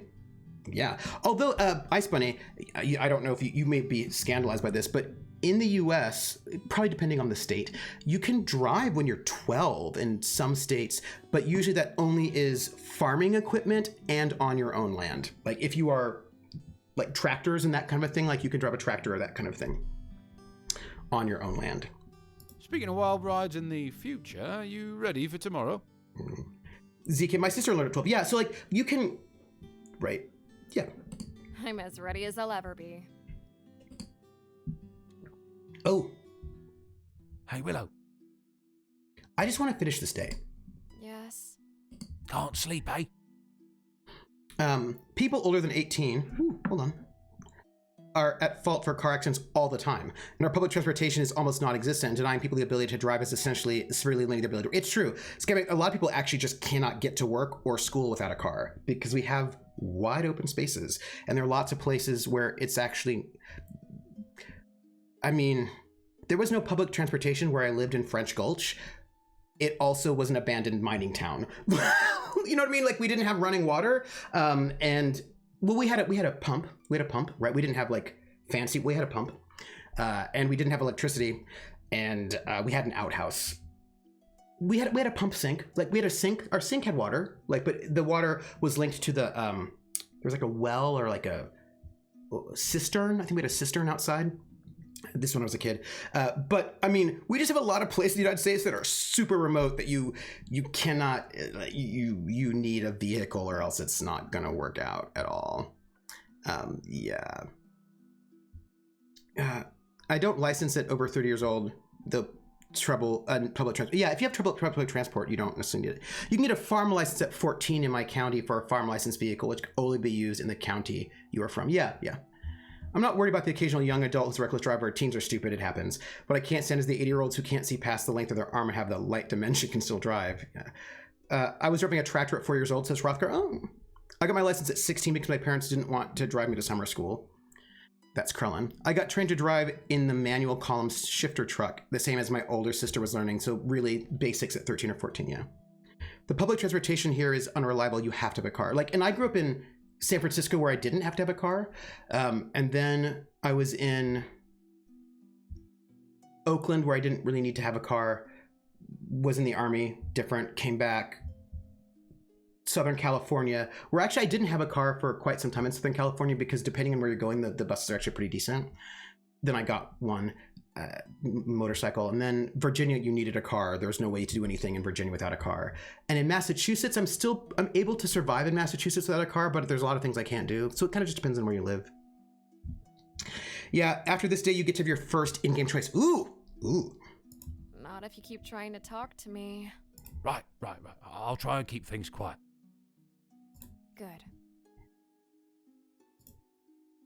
I just wanted to say that... Shadow! I knew it wouldn't last long. Oh, shut it for one lousy second, eh? I'm trying to say something nice here. Yeah, it was like a water well pump. It's true. It's not as fair. It was like we had a cistern, and I think the pump would like bring the water into the sink. I want to say thank you for adopting me as your pet and letting me live with you. That didn't happen. I didn't say that. I know sometimes it's hard for you to find the words. But either way, thanks. It really means a lot to me. You can't just thank me for something that's not happening. Crone's like, okay, both cats are stalking you, and Monkey's being a bad boy, so you have to go feed the cats. Fair. You should think about saving and wrapping up since you have to do things before Sierra. That is true. I am going to wrap up in like 2 minutes. 2 minutes or so. But now you're stuck in the snow with no transport. Yeah, and apparently it's going to get really bad once break happens because then there's going to be no Lyft or Uber. I waited until 20 to get a license. I have an issue with my sight where I don't have depth perception. It makes it difficult to help. Yeah. Do you only hear what you want to hear? I was like, I want to say like those third world videos. I lived in the country. Like when I was a little kid, I lived in the full on, like, people don't realize how remote the United States. The United States is like a continent wide and has some super empty spaces in it. What's that? I can stay with you rent free, That's not. and you're going to give me fresh milk every day? No. Oh, Willow, you're too kind. You really shouldn't. I think it was a lever pump Barontor, the one we had. You're right. I shouldn't. And I won't. Yeah. The only milk in this place is soy milk. You want me to die of thirst over here? If it's the only way to get you to shut up. How about you buy me whichever brand's the most expensive, as a compromise? No. Whatever. And real milk on my birthday? Fine. Just let me sleep. I think she's wearing a fedora. Like, I feel like that's a kind of a. I think the hat she's wearing is like a. I'm thinking it's Winona Ryder in Heathers. That's the kind of hat. I think she's wearing the hat in the back of her head. That's what I'm feeling. I live in Minnesota, and where I live is 2.5 hours drive from the airport. We measure time in not distant. Yeah. It's past my bedtime. I have to work tomorrow. Okay. I'm gonna end it. I'm ending it. Christmas? What else are we going to leave out for Saint Nick? You think he's going to dunk them I feel cookies like our in date's soy? almost over. Okay. Christmas too. Sleepy time now. I feel like this cat's not gonna stay here that long. Sure. Right? Night, Willow. Night. Hey, Willow. What about Groundhog Day? Ooh, Blossom too. Yes. Also Blossom. Yes. If you don't shut up and let me sleep, right now, I swear to God I'm using my magic to burn this apartment to the ground with both of us inside. Got it? Got it. I think. We'll talk about Groundhog Day tomorrow. Okay. Hello, would you like that's to our help end. save the planet today? So we've done our full day. So, folks, I'm going to do a little save right now. I'm going to saving in our empty slot, and then I'm going to go to the main menu. We've saved, so we're good. Okay, everyone. Hey, everybody. I want to say thank you all for being here. And also, TF Wright, the creator of the game, was here with us. Thank you for being here with us and hanging out. And I don't know if TF, if you're still here, you could link the stream, the Steam link of the game one more time if you would like, because then people can know about it. So hey, Hawkeye. So let's see, what can I tell you all? So this was thanks for you're welcome. So TF, if you would link your Steam to the Steam store. If people are interested, then you can pick up this game yourself. What's going to happen? What's next? So in an hour, I will be hosting Critical Role on this channel. If you want to watch it and then hang out in a chat that's very nice, you'll be here with us. Tomorrow is Friday. So tomorrow at 1 p.m. Eastern over at Laugh Love Lindy. Then over at Laugh Love Lindy, you can find me playing in Aether's Walkway, a sort of a cyberpunk game. At 7 p.m. tomorrow is episode 10 of City of Light and Shadow, and I'm very concerned that someone is going to murder Oscar. And I hope that young Luke will be okay. I hope that it's going to be Regina. It's going to murder Oscar. I don't know. We'll find out what happens. And then you can find me on Saturday at noon, where theoretically I'm playing the Outer Worlds, but it might not be that because it depends on what happens for Streamiversary. If I can get a Streamiversary thing going on for Saturday, then it'll be Saturday. I might have to wait until next Saturday for the Streamiversary thing, but I've got an idea for the Streamiversary thing, which I'm going to talk about on Discord. By the way, I have a Discord, and if you have not been at our Discord, then you should go to the Discord. Yeah, 16 episodes in this season, so we have 7 episodes left, including tomorrow, and then at 8 p.m. on Saturday, you can catch me over at Praxagora, the Smaphoria's channel for the Regiment, Napoleonic game. I don't have anything going on Sunday except a conference work stuff. And then Monday, you can find me over at Encounter Roleplay for the North, a Song of Ice and Fire RPG. And then I don't think we have Witcher yet next week, but on next Thursday, same time, here for more Wicked Willow. TF said that it'll be like 3 to 4 hours to play this game. And I was like, in my mind, I was like, oh, thank you. But in my mind, it was like, I don't know. TF, they have not seen us play video games on this channel, I don't think. So, I mean, theoretically, this might be a 3 to 4 hour game. So theoretically, we might finish this game next week. I mean, I don't know if that's true, but we'll see. We'll see. That it's a question. So there's the socials if you like. Catch us in the Discord. We're very friendly. Lots of stuff happens there. You can also catch me on YouTube at TrooperSJP, which is where we archive all of this stuff. I think everything's up there, maybe. At the moment, I'll check. And then also, you can catch me at Academic Foxhole on Twitter, where I tweet things, usually long threads, because you have met me. Or also Academic Foxhole on Patreon, and the Patreon goes to support the RPGs that I run on the show, because I pay the cast, and also the artist, and also the composer, and whatever else that needs to go with that kind of business. So I want to thank you all, and that's it. I'm gonna go get some food. I will catch you all on the flip side. Take care, everybody. Oh, you know what? Hey, hold on. Wait. One small experiment. There's a thing I wanted to do for a thing. Sorry, it's one thing I have to do. I wanted to test markers because there's a thing I might want to do for City of Light and Shadow, which is there's like a thing that could be very, very cool. So I just have to test this. Hold on. Marker. I think I just made a marker. I hope it did. I'm just going to see what this looks like if you do a marker, because I might need to put markers in one of the City of Light and Shadow episodes just in case copyright people come after us, because there's a thing that might happen that could be very cool. End marker.